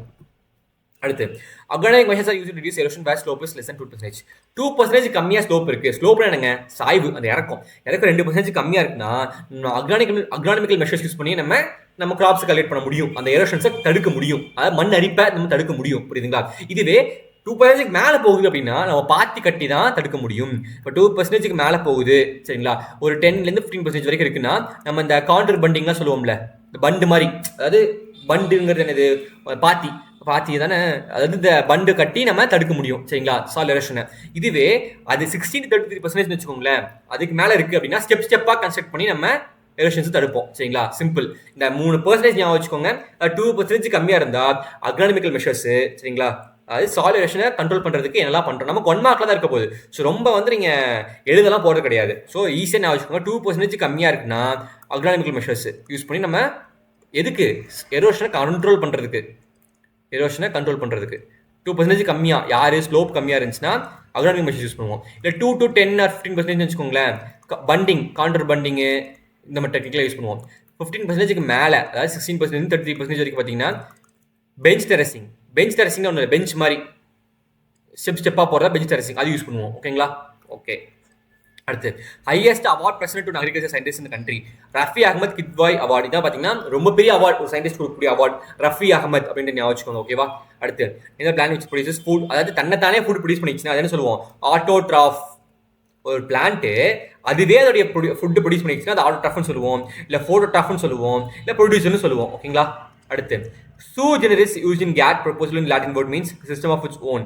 ஃபர்ஸ்ட் சூ ஜெனரிஸ்னா என்னன்னு தெரிஞ்சுக்கோங்க. இப்போ வந்து பார்த்தீங்கன்னா ஒரு வெரைட்டி ரிலீஸ் பண்ணுறோம் இந்தியா என்ன பண்ணுறோம்?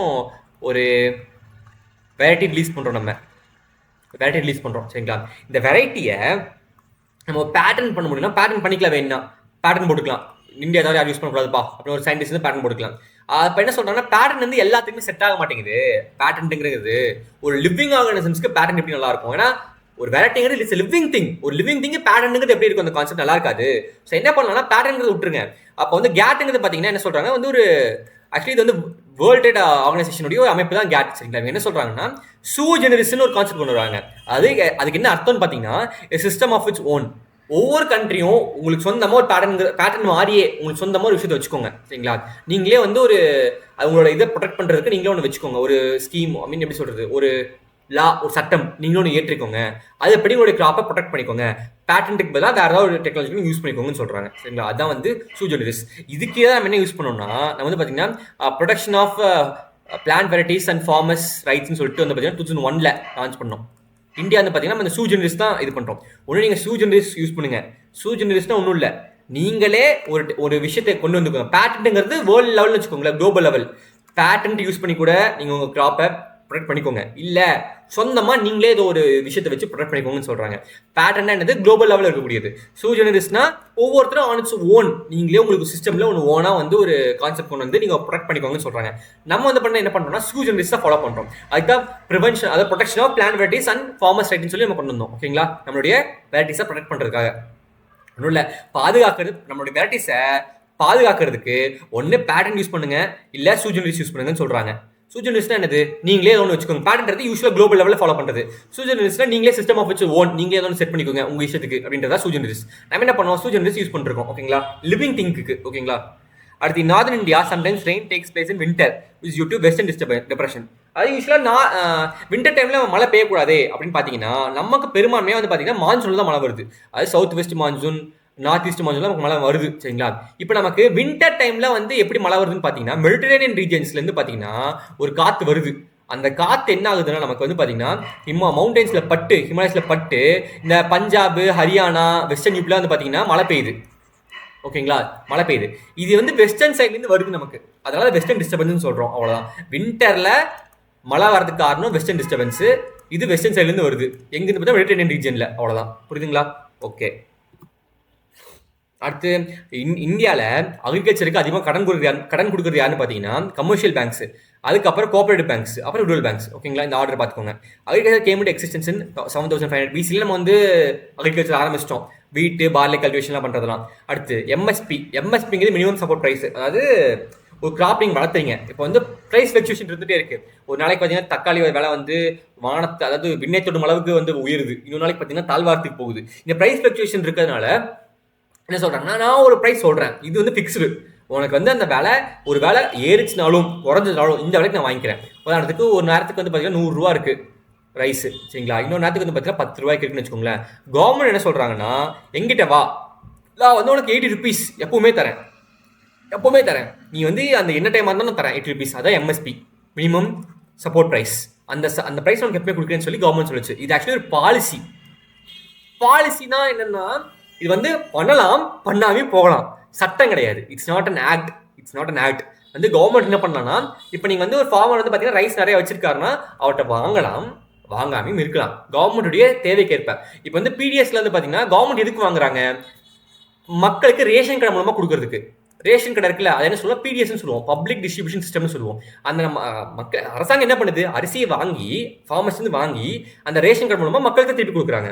அப்போ ரேஷன் கடை ஆல்ரெடி ஸ்டாக் நிறையா இருக்குன்னா கவர்மெண்ட் என்ன சொல்லுவோம், ஸ்டாக் ஆல்ரெடி நிறையா இருக்கு சார், வெயிட் பண்ணுங்க, இப்போதைக்கு வாங்கல அப்படின்றாங்க. ஸோ இது மேண்டேட்டரி கிடையாது. சரிங்களா? அதாவது கவர்மெண்ட் கண்டிப்பாக வாங்கியே ஆகணும் அப்படின்ற ஒரு கட்டாயம் கிடையாது. கவர்மெண்ட் வாங்குறேன்னு சொல்லிச்சு, அவ்வளோதான். சரிங்களா? இதுதான் பாலிசி, வாங்கிப்பாங்க. அதுக்குன்னு என்ன சார் இப்படி சொன்னால் வாங்காமே போயிடுவாங்க, அப்படி கிடையாது. வாங்குவாங்க கவர்மெண்ட், ஆனால் கண்டிப்பாக வாங்கி தான் ஆகணும். எப்படி வாங்காம போ அப்படிலாம் கேள்வி கேட்க முடியாது. கவர்மெண்ட்டுக்கு நெசசிட்டி இருக்கும்போது வாங்குவாங்க. சரிங்களா? ஸோ இந்த எம்எஸ்பி வந்து பார்த்தீங்கன்னா யார் ரெக்கமெண்ட் பண்ணா, அந்த ப்ரைஸஸ் யார் ரெக்கமெண்ட் பண்ணாங்கன்னா CACP, commission on agricultural cost and prices வந்து பார்த்தீங்கன்னா வேரியஸ் கிராப்ஸ் இது ரெக்கமெண்ட் பண்ணாங்க. கிட்டத்தட்ட இப்போதைக்கு ஒரு 22 கிராப்ஸ் இருக்கு. 14 காரிஃப் கிராப்ஸ், 6 ரபி கிராப்ஸ். நீங்கள் மறப்ப பண்ணி தான் ஆகணும். இது கூகுள் பண்ணிட்டு வாங்க, யாரெல்லாம் காரிஃப் கிராப்ஸ்ல கவர் பண்ணுறாங்க. 6 ரபி கிராப்ஸ்க்கு எல்லா கிராப்ஸ்க்கும் கொடுத்தா கவர்மெண்ட் திவால் ஆயிரும். சரிங்களா? எல்லா கிராப்ஸ்ல கவர்மெண்ட் கொடுக்கல, ஒரு 22 கிராப்ஸ் தான் கவர்மெண்ட் கொடுக்குறாங்க. சரிங்களா? ஒரு 14 காரிஃப் கிராப்ஸ்க்கு, 6 ரபி கிராப்ஸ்க்கு. சரிங்களா? அண்ட் 2 கமர்ஷியல் கிராப்ஸ்க்கு, ஜூட் அண்ட் கோப்ராக்கு 22 கிராப்ஸ்க்கு வந்து பார்த்தீங்கன்னா எம்எஸ்பி கொடுக்குறாங்க. எம்எஸ்பி மாதிரி தான் எஃப்ஆர்பியும், ஃபேர் அண்ட் ரெமுனரேட்டிவ் பிரைஸ். இது வந்து பார்த்தீங்கன்னா ஷுகர் கேன் கொண்டு கொடுப்பாங்க. ஓகேங்களா? புரியுதுங்களா? ஒன்றும் இல்லைங்க, சப்போர்ட் ப்ரைஸ் யார் வாங்கலாம், வா எங்கிட்ட வா, நான் வாங்கிக்கிறேன், அதான் எம்எஸ்பி. அந்த எம்எஸ்பி யார் சொன்னான்னு பார்த்தீங்கன்னா சிஏசிபி. அது யார் ரெக்கமெண்ட் பண்ணான்னு பார்த்தீங்கன்னா, எம்எஸ்பிங்கிறது என்னது, நான் சப்போர்ட் பண்ணுறேங்கிறத எம்எஸ்பி. யார் ரெக்கமெண்ட் பண்ணால் சிஏசிபி. இது ஞாபகம் வச்சுக்கோங்க. Commission agriculture cost and prices இவங்க தான் ரெக்கமெண்ட் பண்ணாங்க. ஓகேங்களா. அடுத்து இதில் கிட்டத்தட்ட 22 கிராப்ஸ் கவர் ஆகுது. என்னென்ன கிராப்னா ஒரு 14 கார்ஃப் கிராப்பு, ஒரு 6 ரபி கிராப்பு, ஒரு 2 இது கமர்ஷியல் கிராப். சரிங்களா. 14 கார்ஃபு, ராபி, கமர்ஷியல் கிராப். அந்த கமர்ஷியல் கிராப் 2 தான் இருக்குது. யாருன்னு பார்த்தீங்கன்னா ஜூட் அண்ட் கொப்ரா. இந்த 14 6 வந்து மனப்படம் பண்ணிட்டு வாங்க. என்னென்ன கிராப்ஸ் எழுதி வச்சுக்கோங்க. சும்மா பார்த்துட்டு மனப்படம் ஆயிரும். ஓகேங்களா. அடுத்து எம்எஸ்பி வந்து பார்த்தீங்கன்னா கவர் இதெல்லாம் எம்எஸ்பியில் வருது.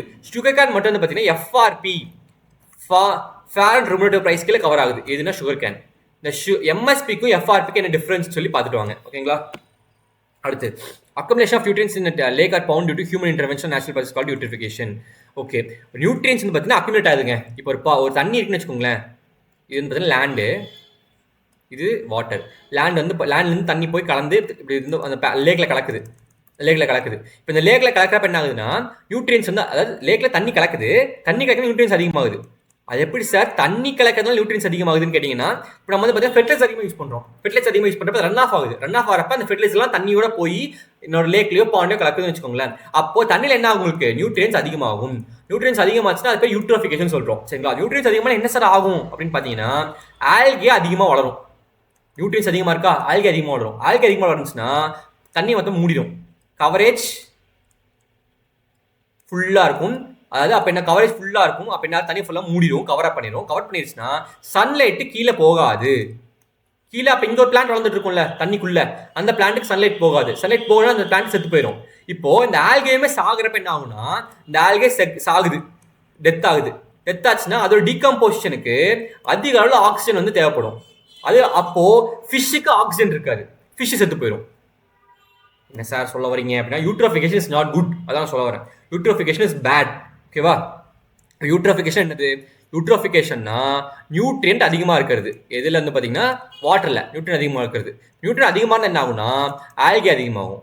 ஆல்கே அதிகமாச்சுன்னா கவரேஜ் அதிகமாகும். கவரேஜ் அதிகமாச்சுன்னா தண்ணியை மூடிடும், தண்ணியை கவர் பண்ணிடும். தண்ணியை கவர் பண்ணிடுச்சுன்னா உங்களுக்கு என்ன ஆகும், கீழே அண்டர் கிரவுண்டில் இருக்கக்கூடிய பிளான்ஸ் எல்லாம் செத்து போயிடும். Under ground plants die. இதுவே ஆல்கேஸ் ஆகுறப்ப என்ன ஆகும்னா, ஆல்கேஸ் ஆகும்போது அதை டீகம்போஸ் பண்ணுறதுக்கு அதிக அளவில் ஆக்சிஜன் தேவைப்படும். அதிக அளவில் ஆக்சிஜன் இதுக்கே டீகம்போஷனுக்கே போச்சுன்னா அப்போ ஃபிஷ்ஷுக்கு ஆக்சிஜன் கம்மியாக இருக்கும். ஃபிஷ்ஷுக்கு ஆக்சிஜன் கம்மியாச்சுன்னா ஃபிஷ்ஷு செத்து போயிடும், ஃபிஷ்ஷு டை. புரியுதுங்களா. அப்போ ஆக மொத்தத்தில் யூட்ரோஃபிகேஷனால என்ன ஆகும், லேண்டும் சாகுது, ஃபிஷ்ஷும் சாகுது, எல்லா ஃபிஷ் மட்டும் இல்லை எல்லா மேன் அனிமல்ஸும் சாகுது. ஓகேங்களா. So in India is meeting 85% of its urea recommend. நம்ம வந்து பார்த்தீங்கன்னா யூரியா ரெக்கமெண்ட்டை 85% வந்து பார்த்தீங்கன்னா நம்மளே ப்ரொடியூஸ் பண்ணிக்கிறோம். இண்டிஜினியஸ் தான் ப்ரொடக்ஷன். சரிங்களா. அதாவது நேரத்தில் பாஸ்பர் பொட்டாஷியம் வந்து பார்த்தீங்கன்னா வெளியிருந்து இம்போர்ட் பண்ணிட்டு இருக்கோம். Nitrogen fixation in rice field is catered by blue green algae with water fern azolla.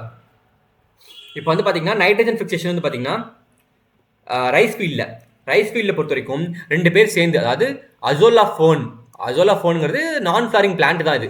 இதுவும் சரிங்களா. ஆனபினா அசோலா, இது வந்து ப்ளூ கிரீன் ஆல்கே. சரிங்களா. இது 2 சேர்ந்து சிம்பியாசிஸ் பண்ணி இது பிளான்ட். சரிங்களா. இந்த பிளான்டோட ரூட்ல லீவ்ஸ்ல யார் இருப்பான்னு பார்த்தீங்கன்னா இந்த அனபனா அசோலா இருக்கும். அசோலா இருந்து நைட்ரஜன் ஃபிக்ஸ் பண்ணி நமக்கு ஒட்டுமொத்தமா ரைஸ் ஃபீல்ட்ல என்ன ஆகுது, நைட்ரஜன் ஃபிக்சேஷன் நடக்குது. புரியுதுங்களா. ரைஸ் ஃபீல்ட்ல யார் இருப்பான்னா ஆனபின் அசோலா ஃபர்ன்ஸ் இருக்கும், அசோலா செடி இருக்கும். அந்த செடியில வந்து பார்த்தீங்கன்னா யார் இருப்பான்னா அனபினா அசோலாங்கிற ப்ளூ கிரீன் ஆல்கே இருக்கும். இந்த 2 பேர் சேர்ந்து இவங்களோட சிம்பிளாஸ் அசோசியேஷன் மூலமா நைட்ரஜன் ஃபிக்சேஷன் அதிகப்படுத்துறாங்க. சிம்பிளா சொல்லணும், nitrogen fixation in rice field. சரிங்களா. Rice field is carried out by blue green algae plus water fern azolla. இவங்க 2 பேர் சேர்ந்து ரைஸ் ஃபீல்டில் அதிகப்படுத்துறாங்க நைட்ரஜன் ஃபிக்சேஷன். புரியுது, நைட்ரஜன் கண்டென்ட் அதிகப்படுத்துறாங்க. ஓகேவா. அடுத்து cultivation such crops which have different natural habitat and zero competition known as parallel cropping. அது சச் கிராப் சொல்லுங்க. இப்போ வந்து பார்த்தீங்கன்னா 2 கிராப் வளர்த்துறோம். சரிங்களா. 2 கிராப் வளர்த்துறோம். 2 கிராப்புமே வந்து பார்த்தீங்கன்னா எந்த சண்டை சச்சரவும் இல்லை, நல்லா வளருதுன்னா அது பேரலல் கிராப்பிங். புரியுதுங்களா. இப்போ 2 கிராப் வளர்த்துறோம் ஒரு ஃபீல்டில், 2 கிராப் வளர்த்துறோம் ஒரே ஃபீல்டில் 2 கிராப் வளர்த்துறோம். 2 கிராப் வந்து பார்த்தீங்கன்னா எந்த பிரச்சனையும் இல்லை. 2 பேருக்கு காம்படிஷன் 0. சிம்பிளாக சொல்லலாம், 2 பேத்துக்கும் காம்படிஷன் 0. என் தேவை வேற, அவன் தேவை வேற, நான் பூ பூக்கிற டைம் வேற, அவன் பூ பூக்கிற டைம் வேற, எனக்கு எப்போ தண்ணி வேணுமோ அப்போ அவனுக்கு தண்ணி தேவையில்லை. ஸோ 2 பேருக்கு காம்படிஷன் இருக்காது, 0 காம்படிஷன். அப்படி 0 காம்படிஷன் இருக்கும்போது 2 பேரும் நல்லா வளருவாங்க. அது என்ன சொல்லுவாங்க, பேரலல் கிராப்பிங்னு சொல்லுவாங்க, 0 காம்படிஷன். ஓகேவா. அடுத்து the variety of which is resistant to all three rest. எல்லா 3 ரெஸ்ட்டுக்குமே ரெசிஸ்டன்டான வீட்டு யாருன்னு பார்த்தீங்கன்னா சோட்டா பாய், சோட்டி லெர்மா. ஓகேவா, Chhoti லெர்மா resistant to all rest. ஓகேங்களா. அடுத்து ரத்தோனிங் வந்து பார்த்தீங்கன்னா சுகர் எத்தனை வாட்டி பண்ணாலும் ஒரு டைம் அட்வைசபிள். ஓகேங்களா. ரத்தோனிங் வந்து பார்த்தீங்கன்னா அடுத்து cultivation 2 or more than 2 crops of different heights. அது ஒரு பிளான்ட், அதாவது ஒரு ஃபீல்டில் டிஃப்ரெண்ட் ஹைட்டில், ஒன்று கோகனட்டு, இன்னொன்று வந்து பார்த்தீங்கன்னா கொக்கோ, இந்த மாதிரி டிஃப்ரெண்ட் ஹைட்டில். அடுத்து கீழே வந்து பார்த்தீங்கன்னா கொரியாண்ட்ரு, டிஃப்ரெண்ட் ஹைட்டில் வந்து பார்த்தீங்கன்னா வளர்த்தது மல்டி டயர் கிராப்பிங்னு சொல்லுவோம், இல்லை மல்டி ஸ்டோர்டு கிராப்பிங் சொல்லுவோம். ஓகேங்களா. அடுத்து nursery area required for seedling of 1 hectare rice field வந்து 10% தேவை. 1 hectare அப்போ எவ்வளோ தேவை? 0.1 hectare தேவை. ஓகேங்களா. அடுத்து red and purple colour of maize leaves வந்து பார்த்தீங்கன்னா due to deficiency of phosphorus. Phosphor கம்மியாக இருந்தால் மைஸுடைய லீவ்ஸ் எப்படி இருக்கும்? ரெட் கலர் பர்பிள் கலரில் இருக்கும். ஓகேங்களா. அடுத்து centre of origin. Centre of origin ஒன்றும் இல்லைங்க. வேவல் என்ன சொல்றாருன்னா, எல்லாத்துக்கும் சொந்த ஊர்னு ஒன்று இருக்கும். இப்போ சென்னையில் பார்த்தீங்கன்னா நிறைய பேர் வாழ்றாங்க, சென்னையில் நிறைய பேர் இருக்காங்க. ஆனால் எல்லாருக்குமே என்ன இருக்கும்? சொந்த ஊர் இருக்கும். ஆனால் சொந்த ஊர் தான் 8 சொந்த ஊர் இருக்குன்றாரு. மொத்தமாக 8 சொந்த ஊர் இருக்கு மொத்த வேர்ல்ட்லையும் அப்படின்னு 8 சொந்த ஊர் சொல்றாரு எல்லாத்துக்குமே. சரிங்களா. அந்த 8 சொந்த ஊர் வந்து பார்த்தீங்கன்னா அங்கே தான் ஆரிஜின் ஆயிருக்கும், அங்கே தான் எல்லா பிளான்ட்டும் வளர்ந்துருக்கும். சரிங்களா. அப்படின்னு 8 ஊர் சொல்றாரு. அப்போ சப்சென்டர்ஸ் என்னன்னு சொன்னீங்கன்னா, அந்த 8 ஊர்லேருந்து கொஞ்சம் தள்ளி வந்து இப்போ வந்து சில உதாரணத்துக்கு ஒரு ஃபேமிலி எடுத்துக்கலாம். ஒரு ஃபேமிலி வந்து பார்த்தீங்கன்னா அவங்களுடைய சொந்த ஊர் வந்து பார்த்தீங்கன்னா திருச்சின்னு வச்சுக்கலாம். திருச்சி. இப்போ அந்த ஃபேமிலி வந்து சென்னை வந்து செட்டில் ஆயிடுச்சு. சென்னை வந்து செட்டில் ஆகி ஒரு 100 வருஷம் ஆச்சு. 100 வருஷம் ஆகி செட்டில் ஆயிடுச்சு. இப்போ அந்த ஃபேமிலிக்கு சொந்த ஊர் திருச்சியே மறந்து போயிடும். நிறையா பேர் அந்த ஃபேமிலி மொத்தம் சொந்தமும் பார்த்தீங்கன்னா மாமன், மச்சான், பாட்டா, பூட்டை எல்லாருமே வந்து பார்த்தீங்கன்னா எங்கே இருப்பாங்க? சென்னையில் இருப்பாங்க. அது சப் சென்டர். புரியுதுங்களா. சொந்த ஊர் வேற ஒன்று, ஆனால் அங்கிருந்து வேற ஒரு பக்கம் போய் அங்கே ஸ்ப்ரெட் ஆகி நிறைய பேர் இருப்பாங்க. அது சப் சென்டர். புரியுதுங்களா. மொத்தம் 8 சென்டர் சொல்லியிருக்காரு, மொத்தம் 3 சப் சென்டர் சொல்லியிருக்காரு. ஆனால் வேவ்லோ சொல்லியிருக்காரு. ஓகேங்களா. இப்போ இதெல்லாம் வந்து ஆரிஜின் படிச்சுக்கோ. ரைஸோட ஆரிஜின் பார்த்தீங்கன்னா சவுத் ஈஸ்ட் ஏஷியா, சுகருக்கு நியூ குனியா, வீட்டுக்கு சவுத் வெஸ்ட் ஏஷியா. ஃபர்ஸ்ட் இந்தியாவுக்கு மனப்பாடம் பண்ணுங்க. காட்டனு, பிரிஞ்சாலு, மூங்கு ஃபர்ஸ்ட் இந்தியாவுக்கு மனப்பாடம் பண்ணுங்க. அதுக்கப்புறம் பார்த்தீங்கன்னா சைனாக்கு பண்ணுங்க. அதுக்கப்புறம் வந்து ஆஃப்ரிக்கா. அது மாதிரி ஒவ்வொன்றா மனப்பாடம் பண்ணுங்க. ஓகேங்களா. ஆரிஜின் எங்கன்னு பார்க்குறோம். ஓகேங்களா. அடுத்து சயின்டிஸ்ட். ஒவ்வொரு ஃபீல்ட்லையும் எந்த சயின்டிஸ்ட் முக்கியமான சயின்டிஸ்ட்னு கொடுத்துருக்காங்க. இதெல்லாம் மெமரி பார்ட். இது ஒன்றும் பண்ணவே முடியாது. எக்ஸ்பெரிமெண்ட் ஒன்றுமே கிடையாது. நீங்கள் தான் படிச்சாகணும். Irrigation அக்ரானமினா NG டஸ்டைன். இது வந்து பார்த்தீங்கன்னா மனப்பாடம் பண்ணி தான் ஆகணும். நீங்கள் ஏதாவது க்ளூ வச்சு மனப்பாடம் பண்ணிக்கோங்க ஈஸியாக. ஏன்னா நமக்கு 1 word தான் கொஸ்டின் இருக்க போகுது. ஸோ க்ளூ வச்சு மனப்பாடம் பண்ணிக்கோங்க. ஓகேங்களா. அவ்வளோதான். ஓகே, இதெல்லாம் வந்து சயின்டிஸ்ட் நேம் தான், என்னென்ன சயின்டிஸ்ட் முக்கியம்னு சொல்லிட்டு. அவ்வளோதான். தேங்க்யூ. ஸோ இப்போ வரைக்கும் நடத்துகிற எல்லாத்தையுமே ரிவைஸ் பண்ணிக்கோங்க. ஃப்ரீக்வெண்ட்டாக படிச்சுட்டே இருங்க, ஈஸியாக இருக்கும். தேங்க்யூ.